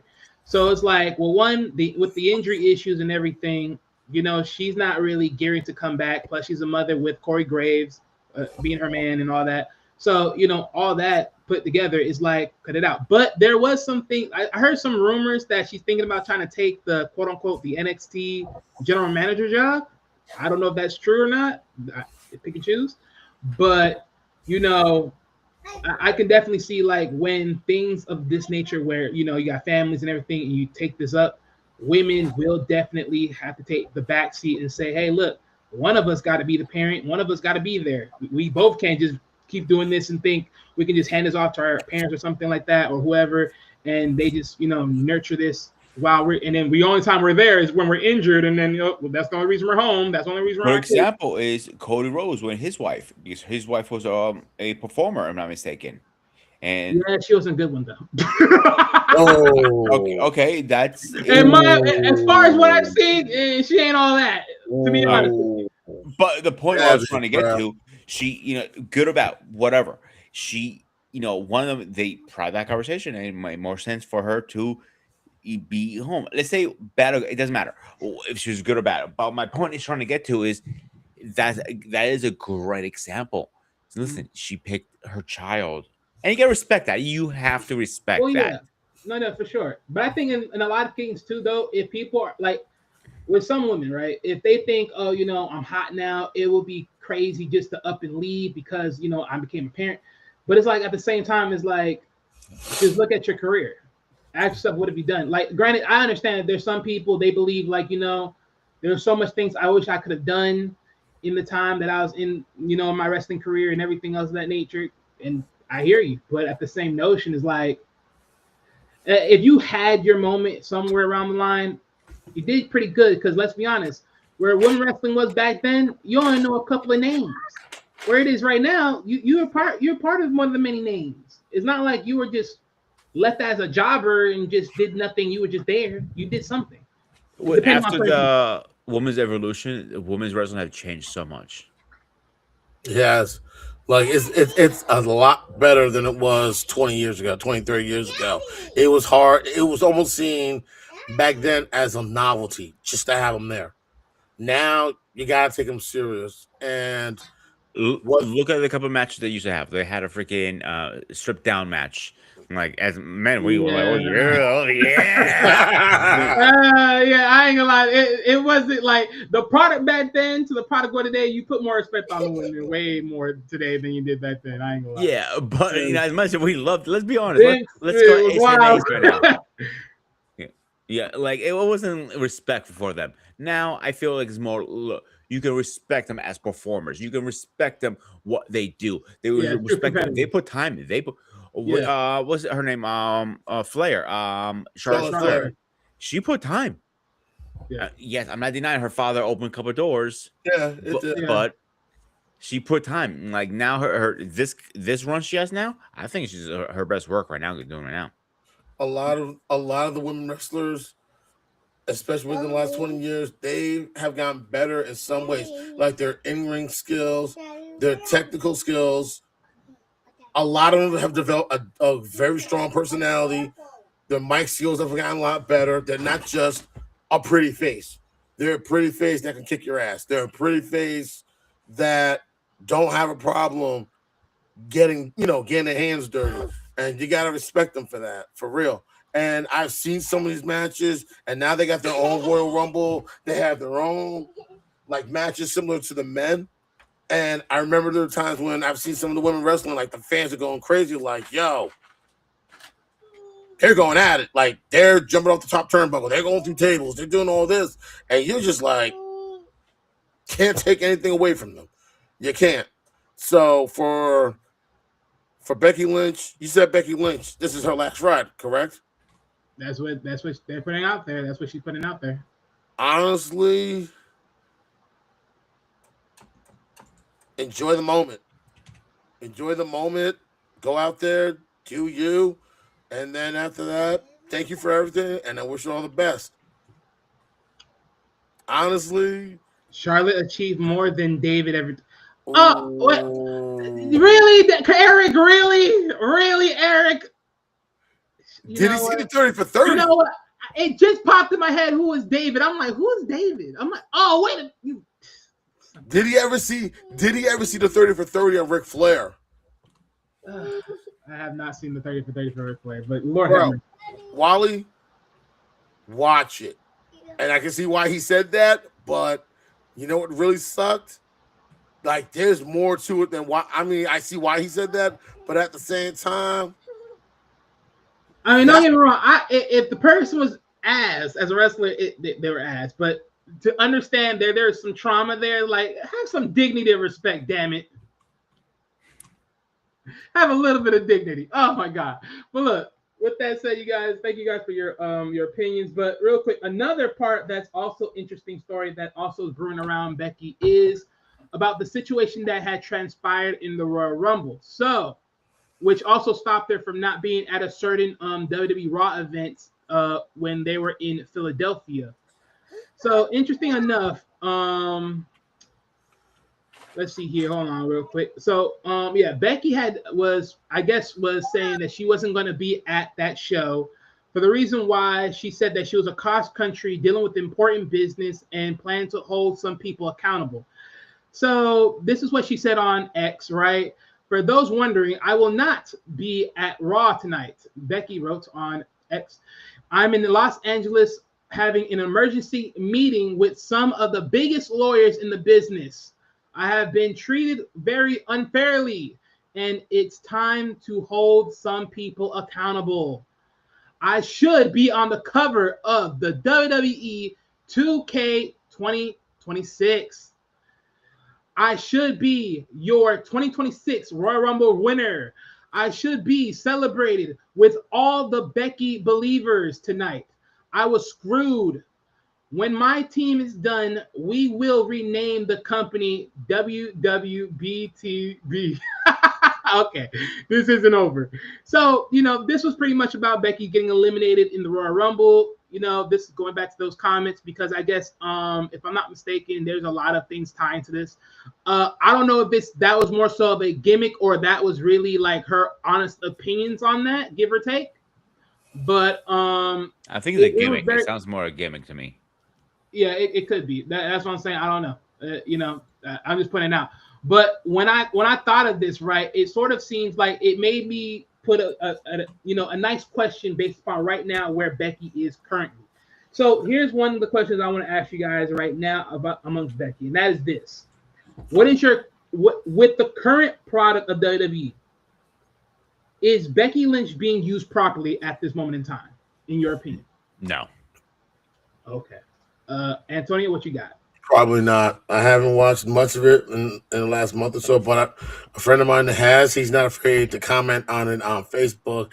And from what he said they're undervaluing her.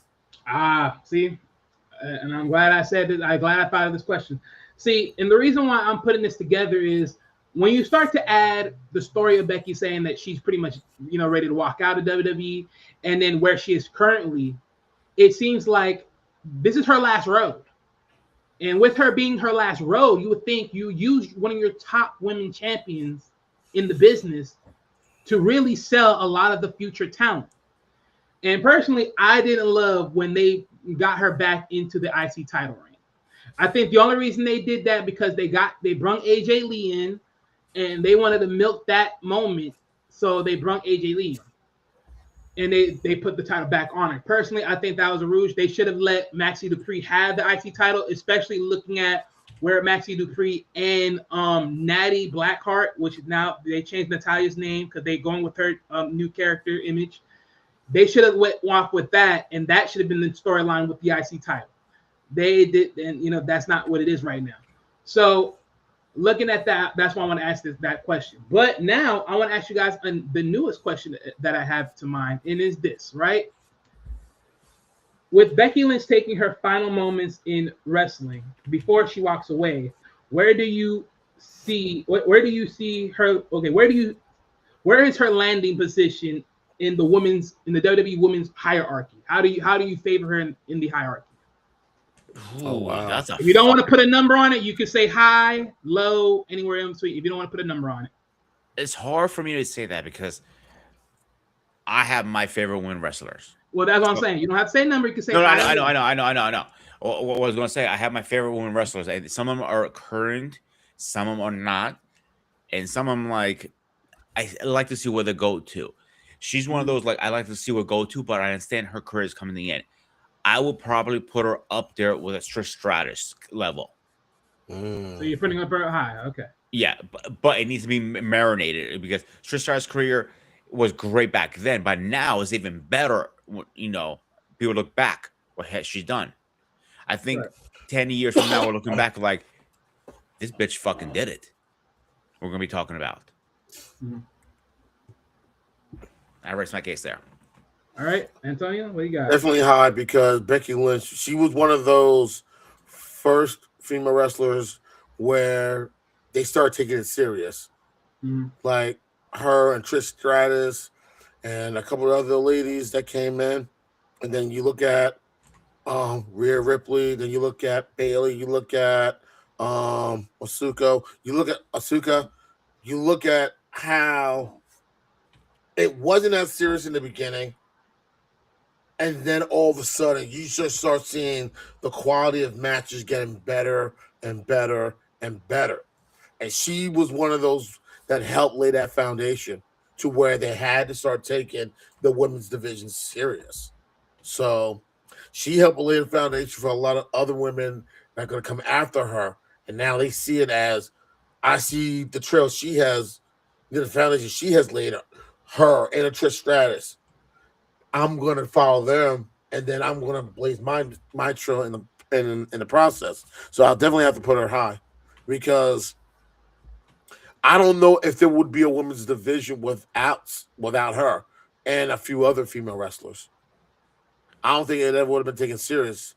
And when you start seeing it get better and better and better over the last 20 years, it's like, damn. Where do they go from here? And now you're seeing it, and like I said before, they don't have a problem putting their bodies on the line. They don't have a problem with the chair shots. They don't have a problem going through the tables. They don't have a problem doing steel cage matches. They're a pretty face, and they're technically sound wrestlers at the same time. And at the same time, they're not scared to show color either. Exactly. That's rare now, too. Exactly. Exactly. And for Natalia, she has a lot to live up to because of her last name. Her late father, the Anvil, God rest his soul. Her uncle, Owen Hart, God rest his soul. Her other uncle, Bret Hart, the Hitman. The best there is, the best there was. Ooh. Yeah. The best there is, the best there was, the best there will ever be. She has a lot to live up to. And it's going to be a challenge, but I think she's up to it. I really do. So I like where the women's division is now. I love the fact that a lot of these characters have a lot more depth than they ever had, and the sky's the limit. So I just hope that they don't spoil it. They don't mess it up. You got something good, make it better. So that's the best way I can put it. Right. So real quick, let me just answer this. Eric, I'm not going to be able to school you on David Flair's career highlights. And why? Because he never made it on television where I was able to see him. That's all I need to know. That's all. Hey, that's all I need to know. But at the end of the damn day, for the Lord of Christ, like you didn't have to do that. You didn't have to do that. You didn't have to do that blow though. You didn't have to do that blow. I get it. But you didn't have to do that blow. You damn sure didn't have to do that blow. Hey, if he seen, hey, Eric, if you're listening, did you see the 30 for 30 on Ric Flair? He probably did. Yes or no? Yes or no? Dude, if you just need to watch was it Dark Side of the Ring when the playing Pen Right from Hell? What he freaking did? He went too far there. I never saw Dark Side of the Ring on you need to watch at least that episode. He went too far. What his actions really? That night? Yes, but definitely but the 30 for 30 was like, and you can still see the hurt on Rick and Charlotte's faces to this day. You can still see like the hurt. And even when she talks about him, even on the other interviews, you see his actions have destroyed their relationship as a father. I almost said mother by accident. Father and daughter, and you can see that, and that's why I don't think they're in talking terms right now. Actually, really, and that's sad. And he's the one who opened doors for her. Yeah, but I remember someone said this, but there was someone that said this. I forgot who it was that said it. He's been Ric Flair for so long, he forgot what it means to be Richard Flair. His given name. That's the thing. When he's outside Richard Flair, he's still as Ric Flair. He played that character to the T, like the Undertaker did. Undertaker was always Undertaker until he retired. Yeah, and then you saw him become Mark Calloway. Yeah, and now that's why he's so big. He never has money because he's buying all this stuff. He's like, how many times has he been married? I think 3 or 4 times. Dude, give it up. Here. This might be better for you. It might be a little cheaper for you. Here, Rick. A little cheaper. The curse of being a superstar. No one know how to control it. Let me ask you guys a quick question as we're on this topic. I just want to see your guys' opinion. What's her name? She's one of the popular ones. What's her name? Belair? She has all the piercings and tattoos. Oh man, she's a Rhea Ripley. Ripley. What do you guys think about her? Because a lot of people love the death out of her. She's good. She's good. It's like she's worked real hard to try to get to this way, but okay. Say again? No, I'm saying no. In my head, I'm like, how do we swing this way? But okay.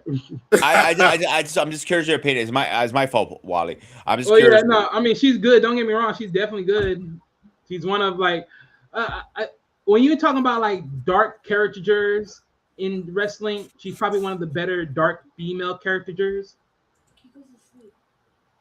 Like that's why I'll tell you right now. Like literally, the dark gloom, punk rock image. Yeah, she sells that very high. Oh yeah, definitely.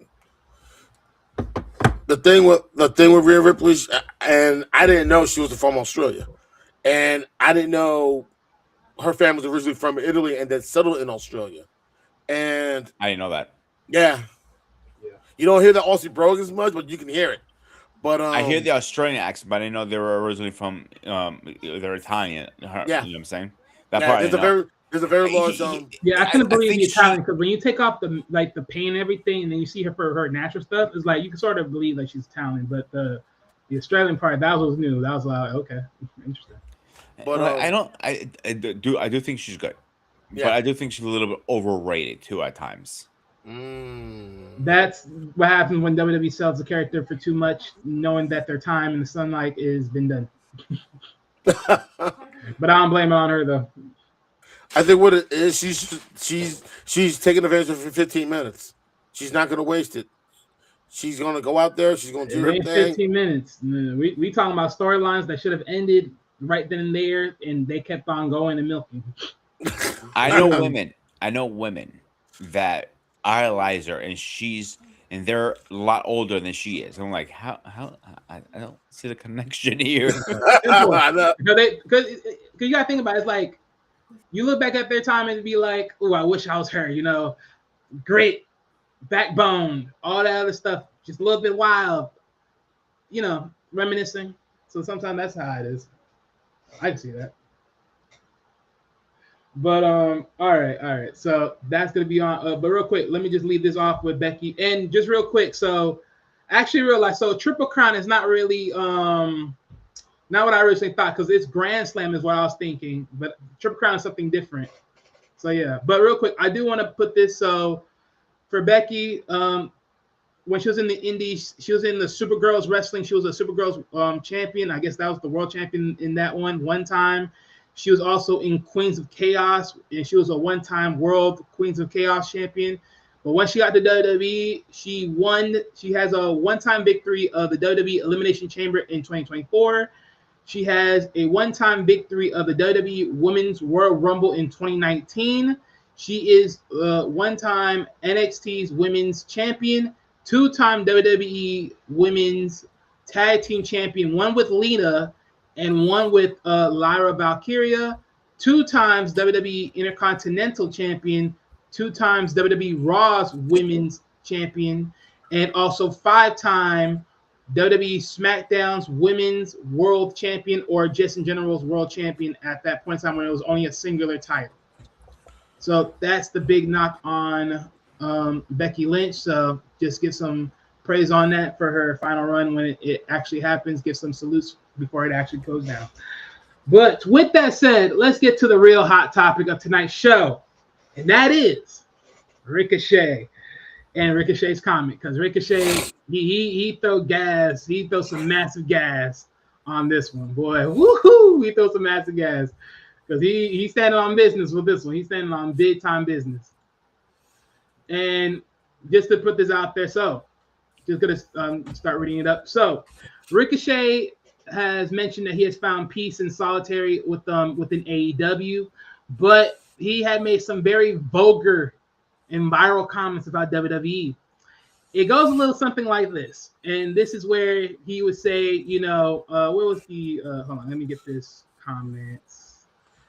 Okay, so pretty much, so according to Dave Maltziger, Dave M, I'm gonna say that, in the February 6, 2026 edition of the Wrestler Observer's newsletter, Ricochet was infuriated a lot of WWE people following his recent outburst on social media and his interview, where he accused WWE of ruining not only his momentum, but his love for the business entirely. Right? And here were some of the many comments that were being said in the midst of this, right? The reaction comes from where Ricochet saying that, slamming WWE for how it treats its talent and killing their legacies. A comment that was very well known to this was, same thing happened to Finn Balor, Shinsuke Nakamura, and Apollo Crews, and many others. WWE killed legacies and the love of the sport. It's what they do best. That's tough. That's some big words right there. He goes on by also saying this one. I did feel this way. I do feel this way. And many others do as well. that company kills the love, and you end up being a shell of who you were and going through the motions. He goes on with this extra piece by saying, they took my love for pro wrestling away. I'll never forget how I felt walking into work every week, and that platform was only to make others look good at my expense. And I told them I'd rather quit and go back to the indies and make whatever I made there than to come back next week. He also added that 5 years really tarnished Ricochet's. Well, okay, so I guess someone else said this, but that 5 years really tarnished Ricochet's wrestling legacy. It completely changed the public image of who Ricochet was. And I'll say this, right, just before I ask you guys any further questions. When he said this, I knew Ricochet first when he was in Lucha Underground as Prince Puma. And I was definitely sitting here and saying, from the work of where he came in WWE to where he was then, night and day like hell. Night and day like hell. As someone that followed him before he even got there, night and day like hell. And it was just horrible, completely horrible as anything else. Literally, I feel so bad for the guy because honestly, from what I know him for what he was, and then him coming to WWE, it really was really sour grapes because it wasn't something I really liked at all whatsoever. Because especially in the time that he was there, it's like you think he was going to get somewhere better, only for him to really just look more worse than it was already as it is. And it seemed like he was just a regular guy in the sceneries of everything else. So I didn't love it, but you know all that. But you know, with that, what are your guys' thoughts on those comments that are being made by Ricochet, and how do you feel about it overall? I don't blame him. He has a point. He has a valid point. Yeah, because I thought he probably at the time he was the number one or at least second best high flyer WWE had. Second, probably against Rey Mysterio. He performed extremely well in every match, and they did not use him correctly. They put him in a back burner for some weird reason. I don't know why. If they used him, I think they would have definitely killed him. I remember when they did springboard off the top rope with what's his name? When the damn it, what's his fucking name right now? One of the Paul brothers, right? Yes, thank you. That was that SummerSlam. I remember that one. That was pretty sick. Let's be honest. That was like you saw them like, you want it? And like you could tell they were playing chicken. They were looking at you like, you want this? I bet. And when they did it, it was like everyone in Detroit went batshit crazy. Like, yo, that's what this is supposed to be about. And I remember a friend of mine I used to work with, he's a big wrestling fan. And he told me about Ricochet when he was in Lucha Underground. And he used that to be his springboard to try to make a name for himself in the business up here in the States. And I can see why he said that. Because there are times when the WWE will have a talented wrestler and they don't use them correctly. There are times where they will have someone that has what it takes to be a main card, and they literally stick them in the role of a jobber. Like, they'll do the in-house shows, but you may not see them on Raw. You may not see them on SmackDown. You may not see them on Saturday Night Main Event. You may not see them on a pay-per-view. And I can see why he feels that way. Because maybe he felt like everyone always saw the WWE as the major leagues. Like, that's the promotion to work towards. And I think they see it that way now even more because there's no WCW.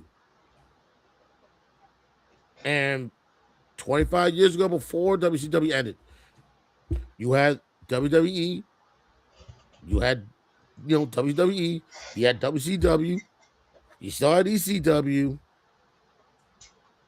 but at least you had options. You had an opportunity. Can I fit in this one promotion? Can I make it work? Can I grow? Will I be able to become talented? Will I be able to make a name for myself there? Now, with WWE buying up everything about WCW, yes, you have TNA. Yes, you got AEW. And yeah, you got Ring of Honor, but some people feel like it doesn't bring the noise like WWE. And I can see why Ricochet may feel that way because it does get frustrating. It does get frustrating because you try, you put in the work, you do everything possible, and they don't utilize you.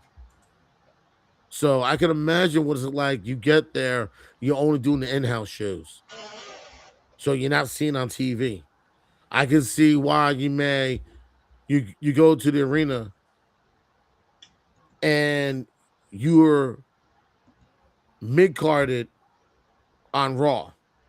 You're mid-carded on SmackDown. You'll wrestle, but then all they're doing is they're taping your performance for whatever they're going to do. And if you're at the pay-per-view, you're probably mid-carding that. Or you'll be one of those filler matches just to keep things going. So I can see why Ricochet feels the way he does.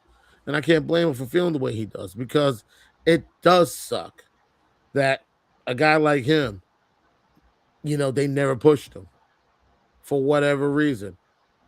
And I don't know if it was because they didn't know where to fit him. I don't know if it was writing. I don't know if anyone's spoken to him and said, hey, what can we do to make your character better? Do you have any ideas? Or was there somebody there saying, I see what you're doing, but we're not going to do that? So who knows why they held him back? So I feel like it was a wasted opportunity by WWE. And there was times where they were guilty for having an overstocked roster. So where was he going to fit also? I mean, that's what I'm going to leave it at. Right. Well, I'm glad you pointed that out. So look, that answered my first question. Was Ricochet right about his take with WWE? I think y'all pretty much both answered that. So this is actually another interesting turmoil that I'm going to add, and this is with Sami Zayn, and then I'm going to add some extra stuff with it. Because Sami Zayn hit back publicly at Ricochet over his WWE remarks. And this was interesting because this is the one thing I sort of hate when they make certain statements.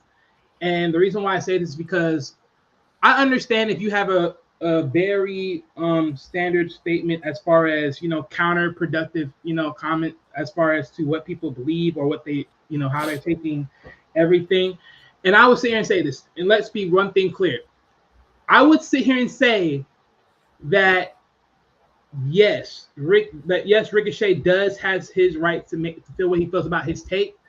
But at the same time, I also will have some pushback for him, but because I would agree to his initial point that he says or how he feels, right, to everything that has transpired.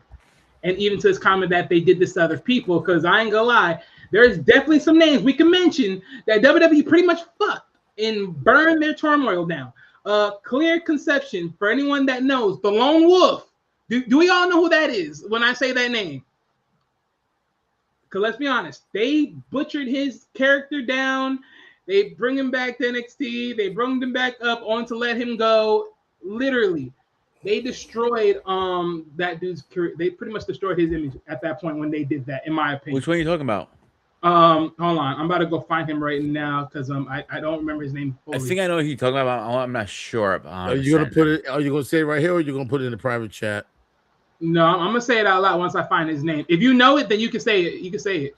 I haven't. I remember someone. I forgot the name. I remember hearing. Did he go have a King something at one point? Probably. He's in MLW. Right now he is Bishop. Hold on. Right now he's called Bishop Dower, but originally he was called Baron Corbin. That's what I'm talking about, Baron Corbin. Oh, That's what I was he thinking was of the Lone too. Wolf, and they actually they just really sour graped his career in a lot of ways, in my opinion. Because when he came to the main roster, I thought he was going to be something special. I thought he was going to be someone decent, and they watered him down completely, in my opinion. oh, I found out his name, Baron Corbin.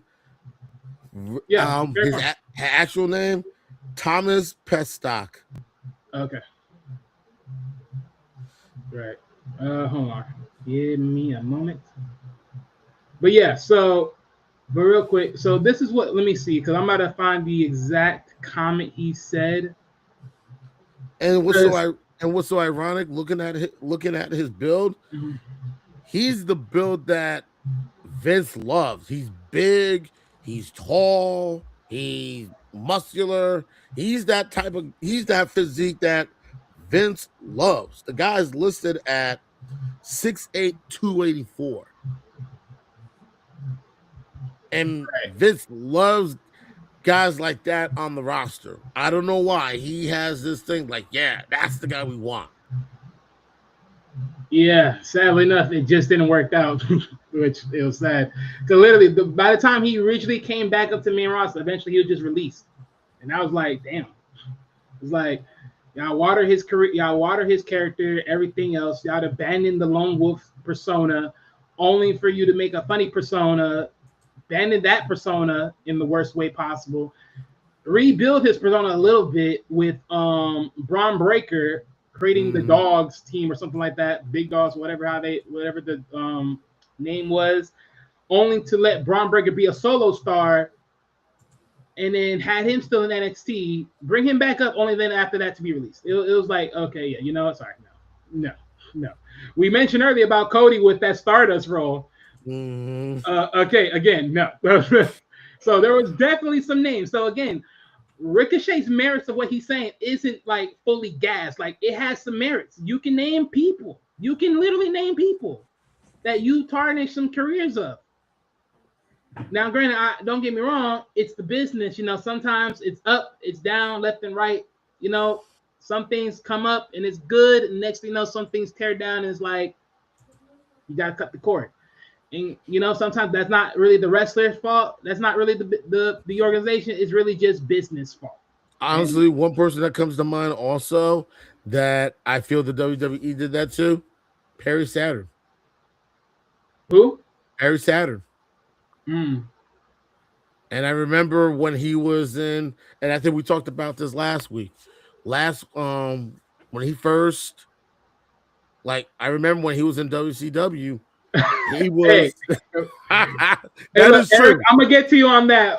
He's right. He's got a point there. I'm gonna get to him on that one because for example, Perry Saturn, he was part of Raven's flock. He was part of that faction, and he was like the bodyguard. You know, he was the big guy. He was the bodyguard. He was a tough guy, so on and so forth. He left the flock. He got together with Eddie Guerrero and Chris Benoit and Dean Malenko.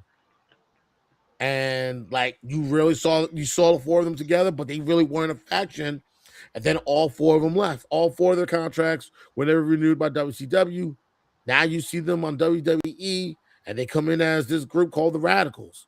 And I remember Perry Saturn was doing the same thing in the beginning, and then all of a sudden they had him doing the dumb stuff, wrestling in a dress.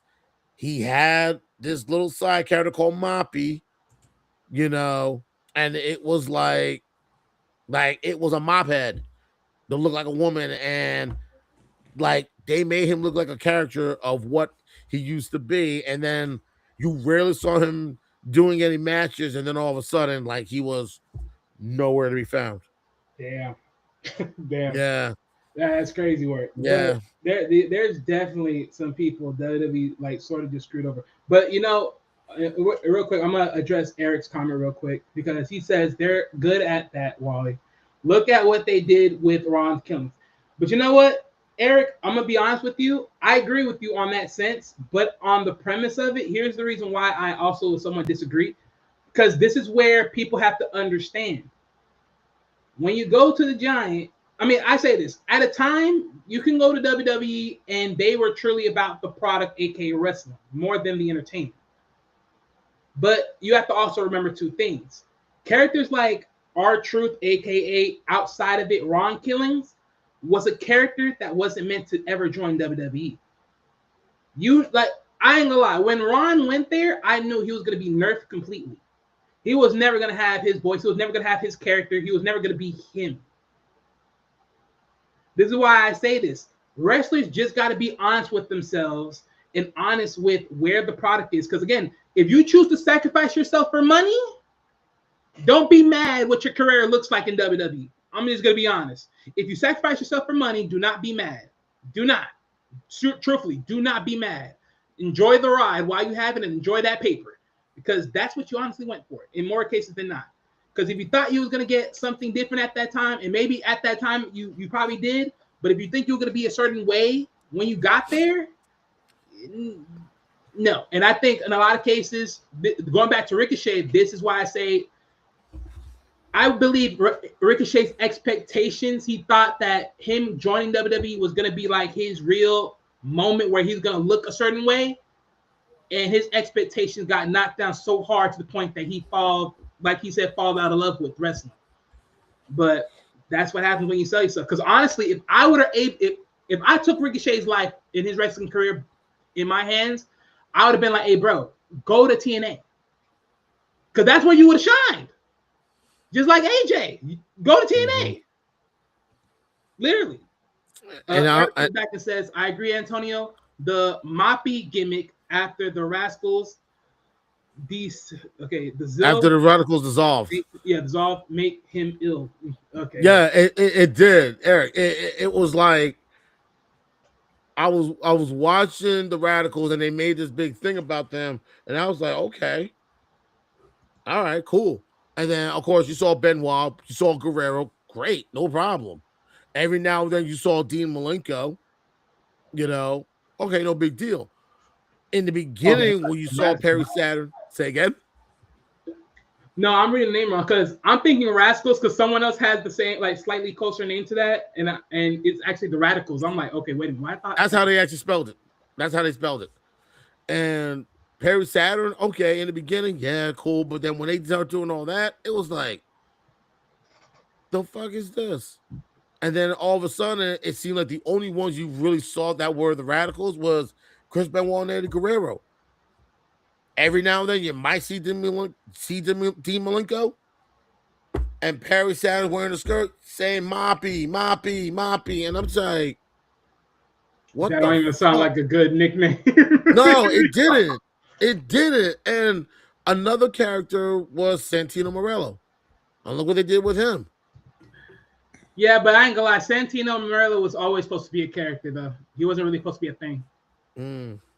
But it was like a one-time thing. It was supposed to be originally. Then it kind of spiraled out of control a little bit. Yeah, it took on a life of its own almost. Yeah, but that's what I'm saying. Like he was more of a character in wrestling. Like he wasn't. Eugene really, was another one. Who? Oh Eugene. Yes. Wait, say it again. Who? Eugene. You know what? In a way, yes, but you know what? Funny enough, Eugene was actually more of a good mind in wrestling, though. Because behind the scenes, Eugene's actually a good wrestler, and he's actually good at what he does. But the image that they saw with the derpy thing and the kid, I ain't gonna lie, I was okay with it for the perfect reason because there's a lot of kids out there that do live and move like that in real life. So I look at Eugene like an inspiration for them to actually embrace themselves a little bit more in that light. So I don't really look at Eugene in a bad taste. It's just the selling point of how long you can really sell him was just what it was.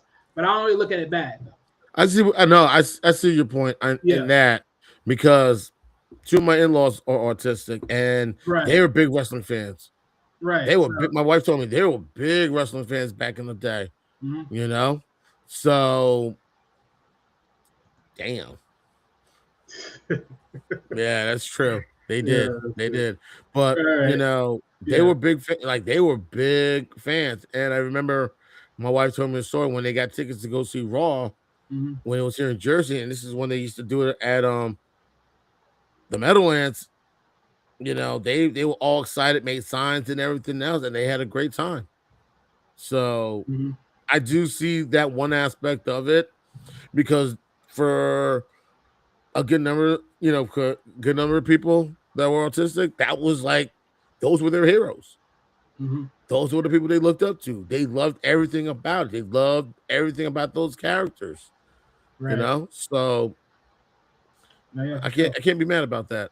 So I see your point in that. I really do. Yeah, exactly. Because that's how I literally look at Eugene's whole character. Like it may not have been like the greatest product when they did it with him, but behind the scenes, he's really good at what he does as a wrestler. For real, for real. Because he was even training them as well coming up, like the new wrestlers.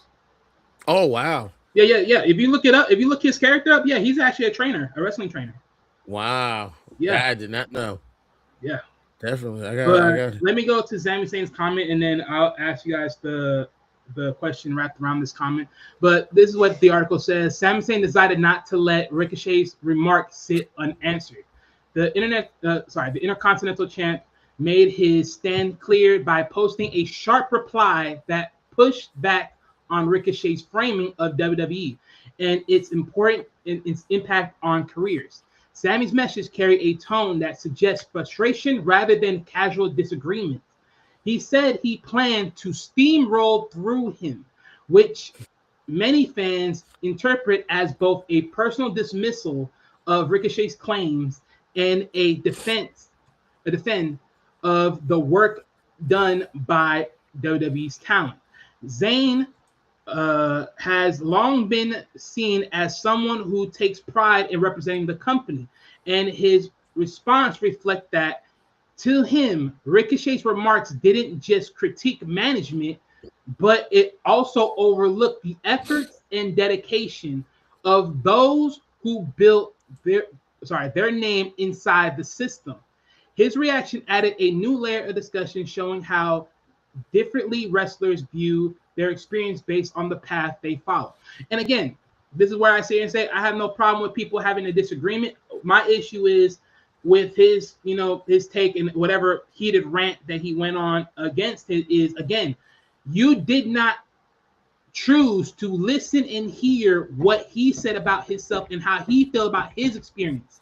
It's nothing. Again, I'm not saying you can't disagree with what WWE has done, but at the same time, as far as some people that being what they are and everything else, again, there's a lot of people that haven't gotten their success in WWE. There's a lot of people that were nerfed because some people were actually supposed to be champions in WWE, but never got it because they switched the storylines. There's a lot of stories on that, and a lot of people can tell you that stuff. But hey, it is what it is. Most of them have let it go, walked away from it because their wrestling career is over, or they let bygones be bygones because they know they were supposed to be champions. They just never got the story because they chose to switch gears.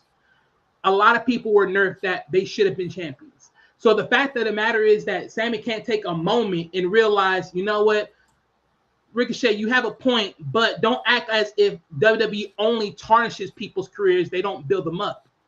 And that's my thing right there. You just blindly just being a soldier for the company is BS in my opinion. And honestly, I just look at that and see it as you are just a fallout soldier that never gets nowhere. Because funny enough, and this is where my point on this, right? Because I'm gonna hit this point. This is my point I'm gonna hit on. And regardless, Zammy can look at his career however he wants to for himself. But for me, and I find this inducingly funny because as far as someone that wants to talk about their careers and how they've been perceived and everything else. But Sammy, you've been not one, not two, but you've been 4 times IC champion. The same title that people use to reach to the mountaintops, and you've never been touched the mountaintops 1 fucking time. But you had it 4 times. When are you going to get your moment in the sunlight? The Miz, that's not even a better wrestler than you, touched the world title. Make it make sense. I'm sorry, but don't be talking and then don't think the overall thing. Don't talk one side out your mouth. Cause Playboy, you ain't that great on the tadpole, but yeah, you got 4 times IC title. It only took Gunther 1 time, and he's already there. Make it make sense. But you not sellable for some reason. Come on. There's been a lot of people that been close to the mountaintop and they never get pushed over. But the fans been behind them the whole freaking time. How much times have we heard the Rusev chant, Rusev Day, and people were cheering for Rusev, but Rusev never world champion. Right. Like, I'm sorry. Like, make it make sense. Honestly, especially when the fan base is behind you. That's true. I mean, the thing with Sami Zayn, whether it was his on again, off again tag teaming with Kevin Owens, the time he was with the Bloodline, you know, and honestly, people didn't know he was also in Lucha. He was in AAA Lucha Wrestling as well for a period of time as well. Now, yes, he's from Canada, so I know for a fact every time WWE goes north of the border, all the Canadian wrestlers are heroes up there. Him, Kevin Owens. And when you look at all the other Canadian wrestlers, Lance Storm, Edge, the Hart family, you know, they're worshipped up there. And I remember one of the last pay-per-views that took place in Canada. And I think that was Elimination Chamber about 3 years ago, I think. Mm-hmm. About 2-3 years ago. Yeah. And when he was doing that in his hometown of Montreal, they worship him. They don't care if he's a babyface or a heel. They're going to cheer for him. Period. End of story. Mm-hmm. You know, plain and simple, because, and I think that's the one thing he doesn't have to worry about when he's wrestling here in the States. Yeah, you got fans that are going to cheer for him, and you got another, you got fans that are going to cheer for him. You got cheers that are going to boo him. Damn, man, that's savage. Seriously. But then also, but he knows when he goes to the border, everyone is going to worship him. Period. Right. One perfect example on how much, like, a lot of the fans in Canada, and I got family up there, love the wrestlers up there. Perfect example. And I think it was, I'm trying to remember if it was Raw. I think it was Raw in Calgary. And one of the things that really, like, got people's attention and just showed how much they love the Canadian wrestlers, Sami Zayn came out. He was in the tunnel. He came out. They saw him and everything else. He's rocking a Calgary Flames jersey. Cool. They zoomed the camera to the back, and he had the name of the late Johnny Gaudreau. And they went crazy. Mm.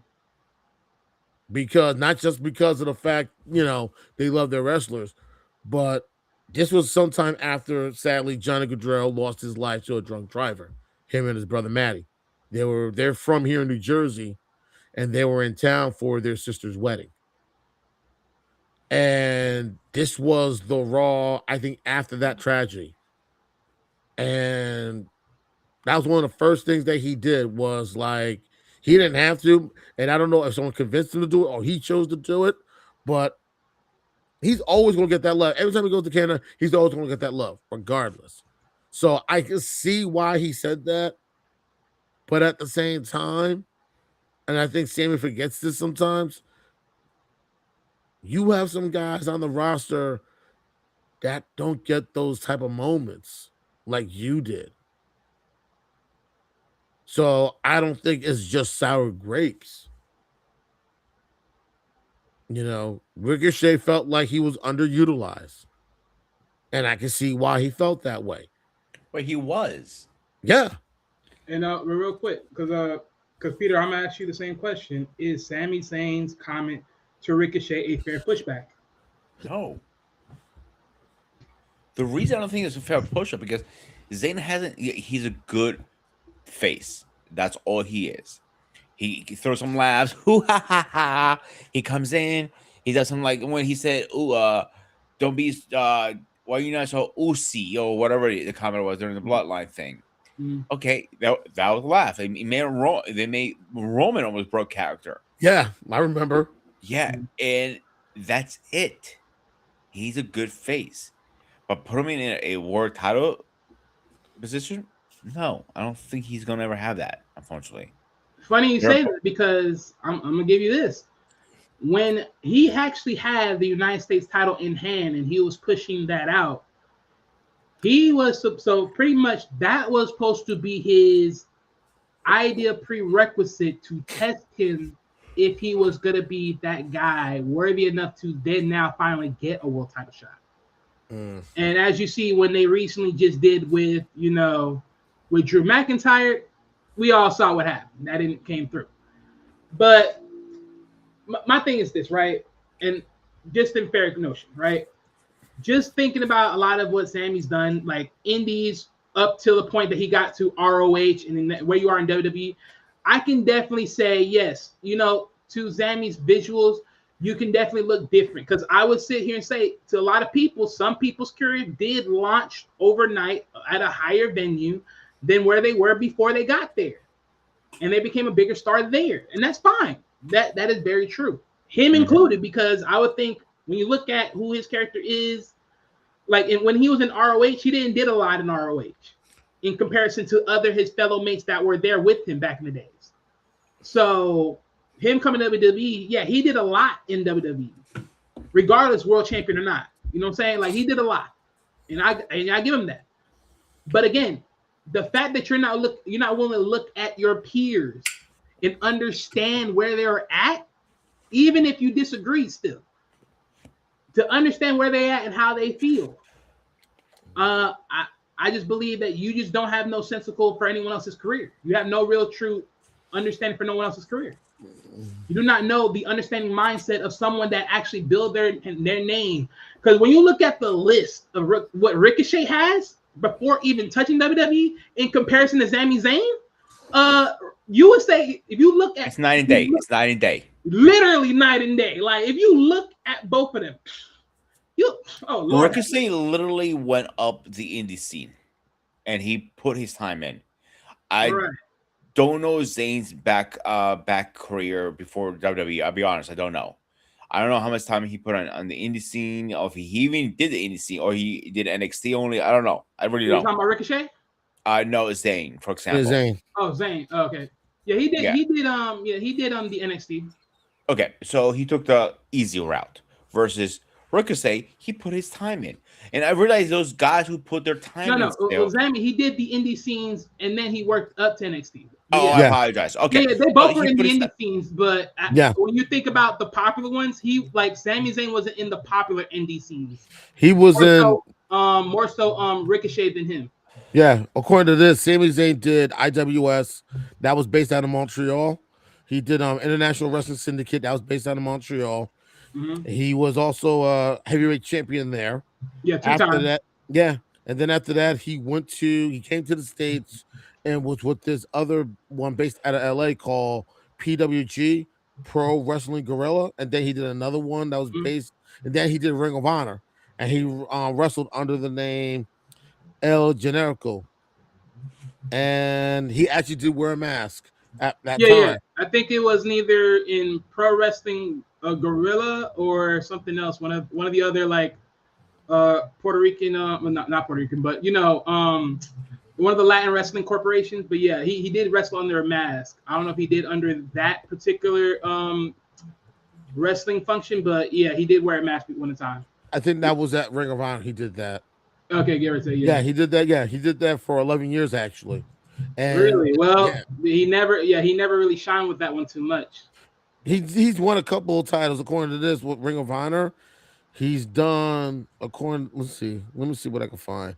Ring of Honor, this is what I got. They said he was one-time Ring of Honor World Tag Team Champion with Kevin Owens. Right. And then he was Ring of Honor World Television Champion. That's it. Yep.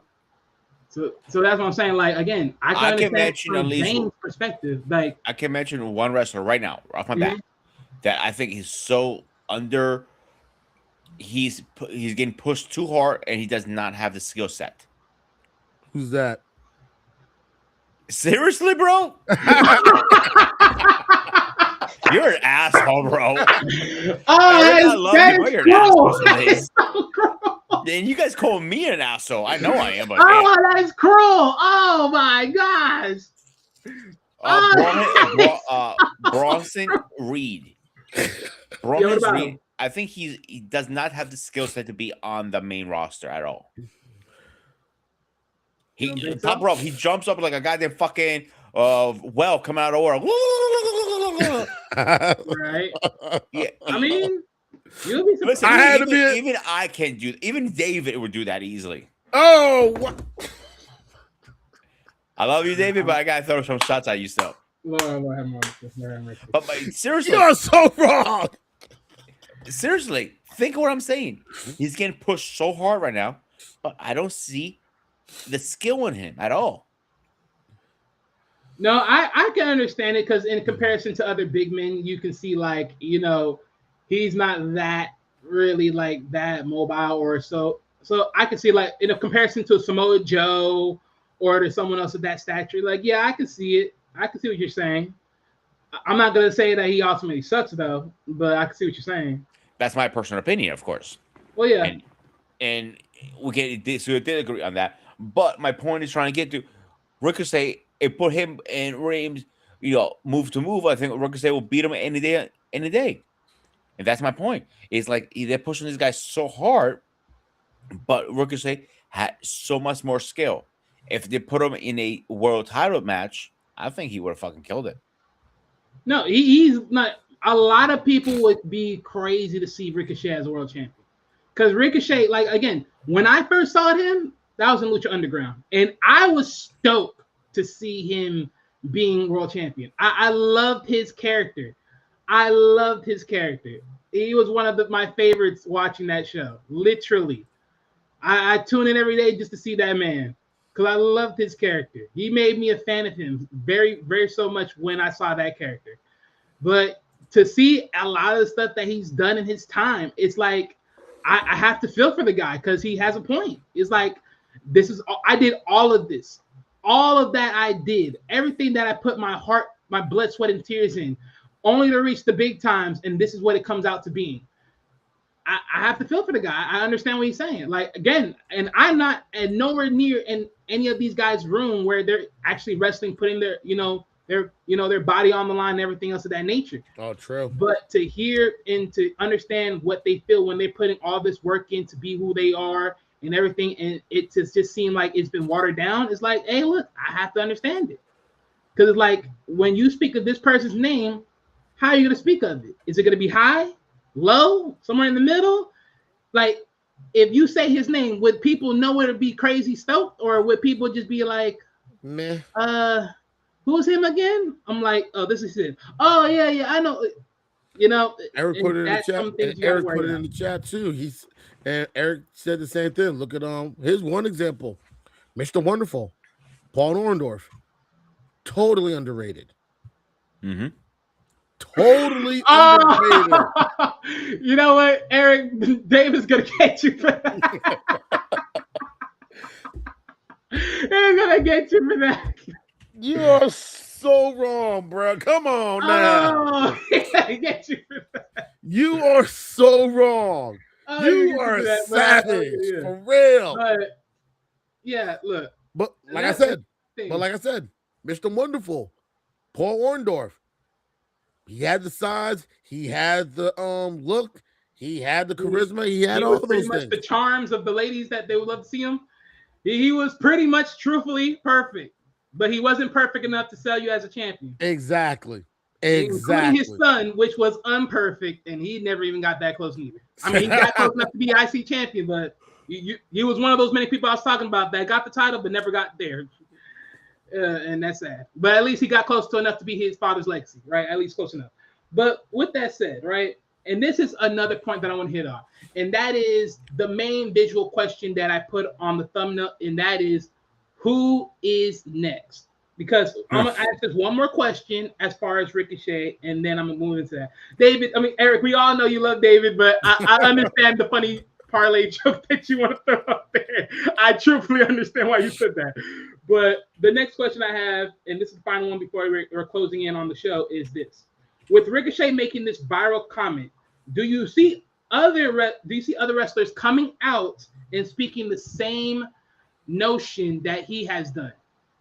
Yeah, I can see a good number of wrestlers coming out to say something, and it definitely will be done after they leave the WWE. And I think they're gonna say it knowing they don't want to go back. Right. Because if you look at it right now, right, Andrade was one of the people that came back, got frustrated, left. You saw how that, and now he's saying, "Oh, I want to retire in AEW," even though you left AEW. How do you leave WWE, go to AEW? Now you want to be done with AEW, you want to come back to WWE, and then now you're frustrated. Now you're like, "Oh, I'm gonna be retiring in AEW." Like, I mean, let's be honest. I think one person that definitely comes to mind that is frustrated with WWE, and he probably didn't do, and we all know he didn't do much, and they found a way to mess it up. Sting. That, like I said, that was the biggest mistake of them all. That's one person right there. That's not was the biggest mistake of them all. You came all this way to entertain that big moment match, and all for that thing to be thrown away. But again, I understand, because in Vince's mind, especially in that later time, injuries was one of those things like, you're old, you're injured, I don't want to cause nothing because I already got too much bad blood on my hands. And that is true. He had too much bad blood on his hand. I don't think so. We need to hear another story of Vince. This is the next person you have to hold your hands on with their lives on your hands. You know exactly. And so I understand on business terms. But then again, I think that was maybe, and let's be honest, Vince holds grudges. And I think that was his way of saying, "Fuck you to Sting," because the time. And that's another thing too. That's what I'm saying. Like, it's just very horrible. Because honestly, if it was me and I was Vince, I'm saving Sting for Undertaker, and that's it. Yeah, I'm saving Sting for Undertaker. And I want to get that big pop. I want that to be remembered under WWE brand. And look, if you don't want Sting to win, that's fine. Put that in the thumbnails. I don't care. But at least let that happen. You did it, you dick. You stupid man. Yes, but you know what? Here's the other thing. I won't be surprised if Undertaker pushed it and Vince was like, nah. And of course, I know, and I guarantee you, if Undertaker tried to say something, and we all know how he is about the tradition and about gatekeeping, I won't be surprised once Vince made that decision. As much as he wants to go over his head, he will just like. I'm sorry, but the way I look at it, with the fan base, he will always have no choice but to remember that over his head, because he fucked that shit up. That should have been the greatest thing that had ever happened in wrestling history, and he chose to fuck that up. I'm like, oh, yeah. But Peter, real quick, answer the same question. With Ricochet making this viral comment, do you see others coming out and speaking the same vitriol against WWE in that tone? I think so too. And I think the one person who might be jumping ship because he doesn't get his push soon is LA Knight. They keep saying they're going to push him, and he's not getting pushed. Every time you get a little glimpse, a little here boy. They're teasing him. They take it right away from him. And I'm telling you right now, he's in the Elimination Chamber as well. I wouldn't be surprised. He's tired of being teased. And if you think about it, what the hell's taking him so long to give him that push? He's a good wrestler. Yeah. The mic skills are great. Mm-hmm. The in-ring persona got it down packed. What the fuck is taking so long? Hey, and this is the thing that tends to be the ha-ha moment of it all. And that's why I'm like, and as funny as it is, LA Knight with his talks and his vibes and everything, he definitely gives you that vibe of someone that fits perfectly in WWE, from not only from the wrestling standpoint, but also from the mic standpoint and just the entertainment vibes. Yeah. Like the thing with don't get me wrong. Yeah, it's simple, but you know what? It works. Hey, look, Stone Cold had what? Mm-hmm. What?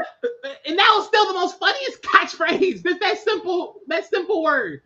And so, at a time, it was the yeets versus the what versus the yeah chant, literally in WWE. and look how they went. They swung over the Yeats. And if you remember, for a while, those the cash phrases were kind of going phrasing away for a little bit, and they have a comeback now. And I think these cat phrases are in a trend right now. But as a wrestler, LA Knight deserves that push. I think the belt needs to go on him. I don't care if it's the world title or the champion or whatever belt. He needs some type of belt on his waist right now. Yeah. Well, no, for sure. No, to be honest, I thought he should have won the Royal Rumble. I think he would have been perfect to take it from CM Punk and took the title. In my honest opinion. Let's see what happens in a week or two from for the Elimination Chamber. The thing is, because the thing is, I don't see LA Knight winning because they're gonna slide that back over to SmackDown, and I don't think so. They're gonna do that.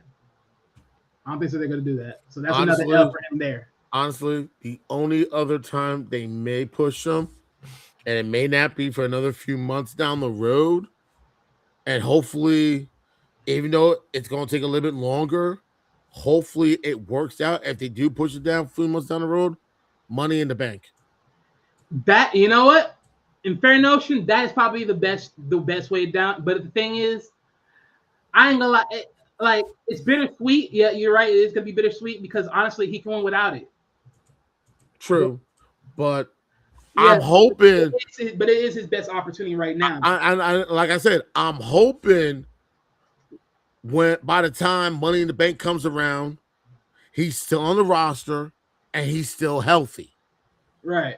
And I think that might help him get over that hill finally. Well, yeah. And we've seen how it worked with Damian Priest. We saw how it worked with a few other wrestlers. I'm hoping that will be the moment he gets that push. I really do. Because like there's something about LA Knight that just says he got it.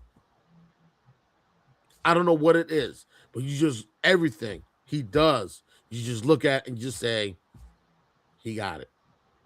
And the thing that sucks also now, you don't have those OG wrestlers in the locker room anymore. Those gatekeepers that are gonna say, give him give that tap on the ribs, like what Undertaker does, to say he got what it takes. It's time to push this one. Right. And I think that's what's missing is you don't have those OG guys pushing the younger ones and pushing the mid-card guys and saying you got what it takes. And when guys had those, like I said before, when guys had those matches against the Undertaker, win or lose, he patted you on your ribs. That was respect. Right. That was his way of letting the people in the back know we need to push this guy. We need to give them an opportunity.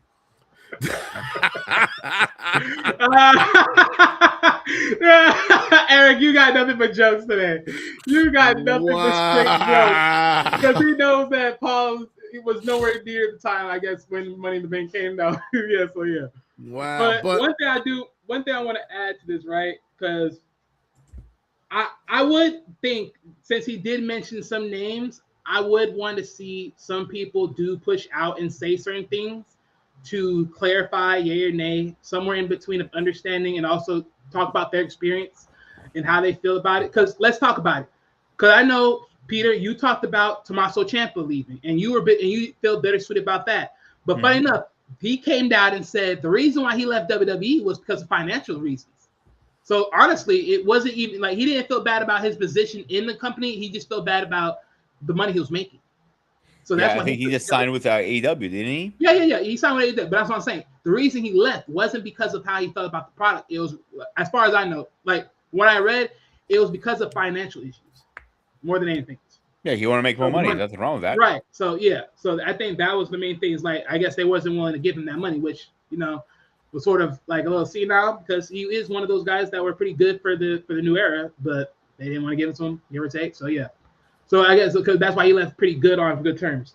But just because of the names that a lot of what Ricochet mentioned, I do want to reflect a little bit on some of the names that he mentioned because I know he mentioned Apollo, he mentioned Shinsuke, and he mentioned Finn Balor, right? And funny enough, when you look at Apollo Crews, someone that hasn't really been out there in the indie scenes too much other than 3 indie scenes and then got to WWE, he's been only a one-time United States champion and a one-time IC champion. Wow. So I can sort of see that. But again, this is another guy that can really move, and you're not really using him. You're really just keeping him bubbled. Right now, they're using him in AAA, which that tells me you're dumping people off to the sidelines. You're not keeping them on the main product. I think they're spreading themselves way too thin again. Well, that, and honestly, for me, this is my honest opinion. This is what happens when you get talent and then you have so much good talent, but you don't know how to make enough good stories to make it good enough to say, hey, look, I might be not at the title, but I'm having a great time selling it for the fans. And I think that's sort of like a thing right there. Because another one, going back to Shinsuke Nakamura, and honestly, I ain't gonna lie, I agree with his take pretty much. Because I ain't gonna lie, when you hear Shinsuke music drop and you hear that flow, I ain't gonna lie, Shinsuke is a rock star from heaven. Like, this guy needs to put the title on him. You need to put the title on him. And and let's be honest, when he came back, the creative vibes that they're selling with the they're putting the word title under it when he speaks Japanese and stuff like that, and everything else, and being able to sell that visual art and everything. It's like, you guys you know what to do. Don't act stupid, but you're not willing to sell these guys that are really good at what they are and really could be what they should be. Because I ain't gonna lie, Shinsuke, in my opinion, also is another guy that could have been world champion. But, he never touched it. And so far with Shinsuke, this is where his career is, right? One time WWE Men's Royal Rumble in 2018, but didn't win the title. 2 times NXT champion. He's a one-time WWE SmackDown Tag Team champion with Cesaro. He's a 2-time IC champion, again, the IC belts twice, but no world title, and 3-time WWE United States champion. I said it. The Intercontinental is supposed to be that big moment. What did I say about that Intercontinental? Right. And I said it earlier. Give me a month, and I'll book rings around the office. Hey, a lot of us would, in our opinion. A lot of us would. Well, I'll give you an example. One of these guys I met, and he's not in WWE yet. And I asked him a question with David when I saw at Comic-Con. Zefa Fatu. I'm glad he's not in WWE because I think they're going to misuse him. To be honest with you, they already missed I think they missed the window with that one.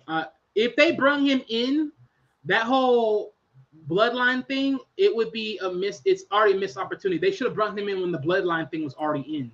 You're talking about Jacob Fatu? No, not Jacob Fatu. I'm talking about the other Fatu. Zilla Fatu. Zilla. They wasted that moment, honestly. Because the question, when me and David asked him, like, Boston Balls, obviously, saying, when are you going to WWE? He goes, Hunter has my number. He literally has my personal cell phone. Wow. Whenever. Money. That's saying something. But let's be honest. Right now, he's one of the meal tickets, and that's the thing. That's the thing about. Thank you to social media. People know who you are nowadays more than ever. So it's not like they can butcher him and say he ain't a star out here. He's well known. Mm-hmm. So now, with a last name like Fatu. Yeah, and then top it all off. Look how you made the Bloodline store. You made it so popular to the point now you can't undersell it anymore because now there's history in that. So now you have to pay him money. Exactly. Yeah, and because like a lot of people are saying, "Oh, he's never going to WWE because of his criminal background." How many other wrestlers have so much criminal background? Come on, yeah, but you know what it is. I don't want to hear that crap. Yeah, I don't hear that crap. But you know what it is also? Let's be honest. Roman Reigns, Jimmy and Jay, even The Rock, they know their family legacy. And they're going to do, even Zilla and Jacob, they're going to do everything to uphold their family legacy. They know how much weight and how much pressure comes along when your last name is either Fatu or Anoa'i. There's a lot of history. There's a lot of tradition. Even Maya Jax said she understands the history of their family names and everything that comes along with it. And they're going to do everything within their power to maintain and uphold it. They know that. And a lot of people know that. And a lot of people know they're not going to do anything to disrespect their family names, their family legacy, and their family traditions and let that down in any way, shape, or form. Believe me, you bring anyone in, last name, Anoe or Fatu, they're going to be ready to go. Plain and simple. Because that's what something they all learned from day one. So, and that's my thing. So it's just very interesting. But because even right now, right? Because just to go throw it in with Finn Balor, just for the last one, as far as the many people that Ricochet mentioned, because so far this is where Finn Balor's at, right? So Finn Balor right now under WWE alone is one-time NXT Dusty Rhodes Tag Team Classic with Samoa Joe in 2015, Okay. 2 times NXT champion. The first time when he was crowned in NXT, moving up to the main roster, to being debunked back down to NXT, to only then brought back up. 2 times WWE SmackDown Tag Team Champion and Raw with Damian Priest. The other one with JD McDonough. 1-time United States Champion, 2-time IC Champion, and 1-time WWE Universal Champion.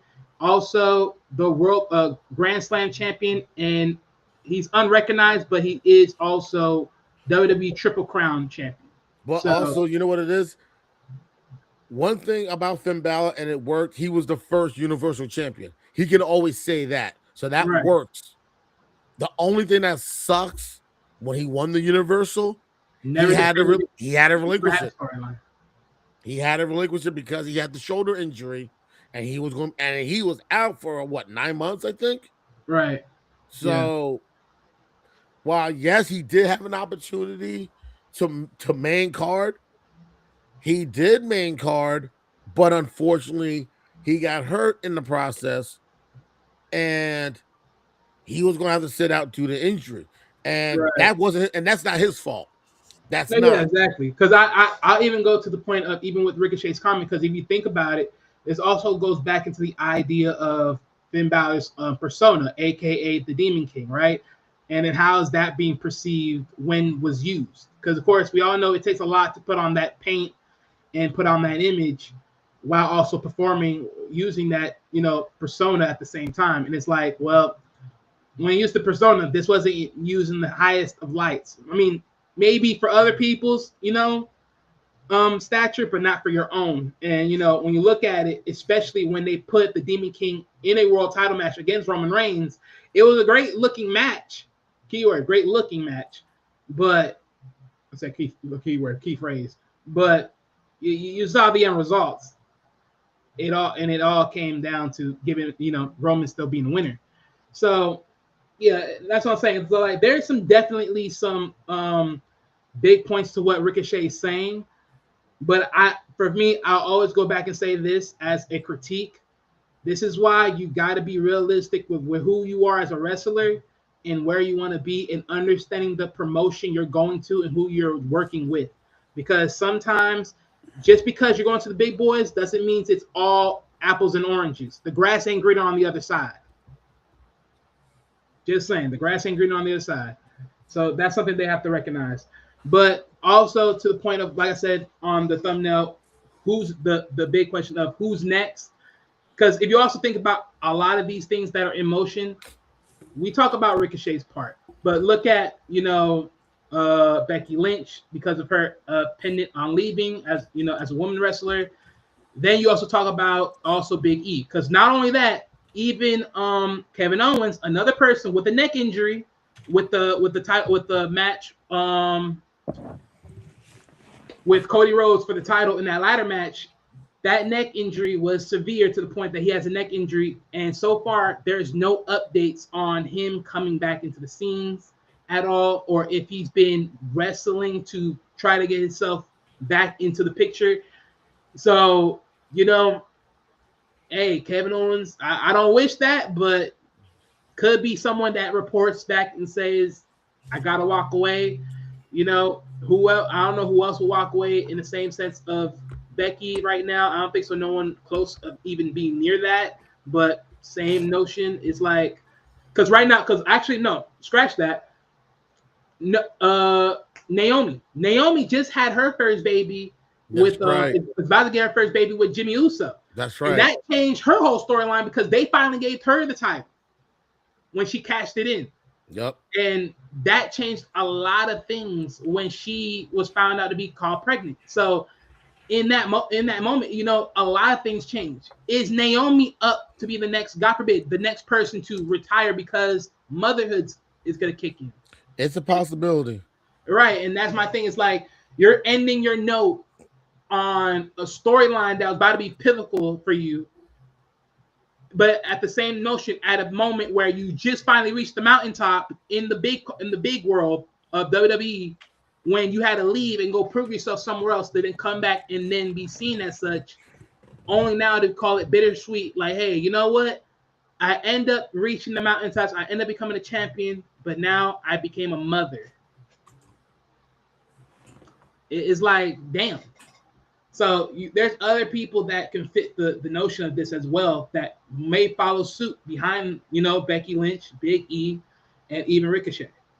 So that's why I wanted to point out. But that is the end of the show, ladies and gentlemen. Hopefully you guys were entertained.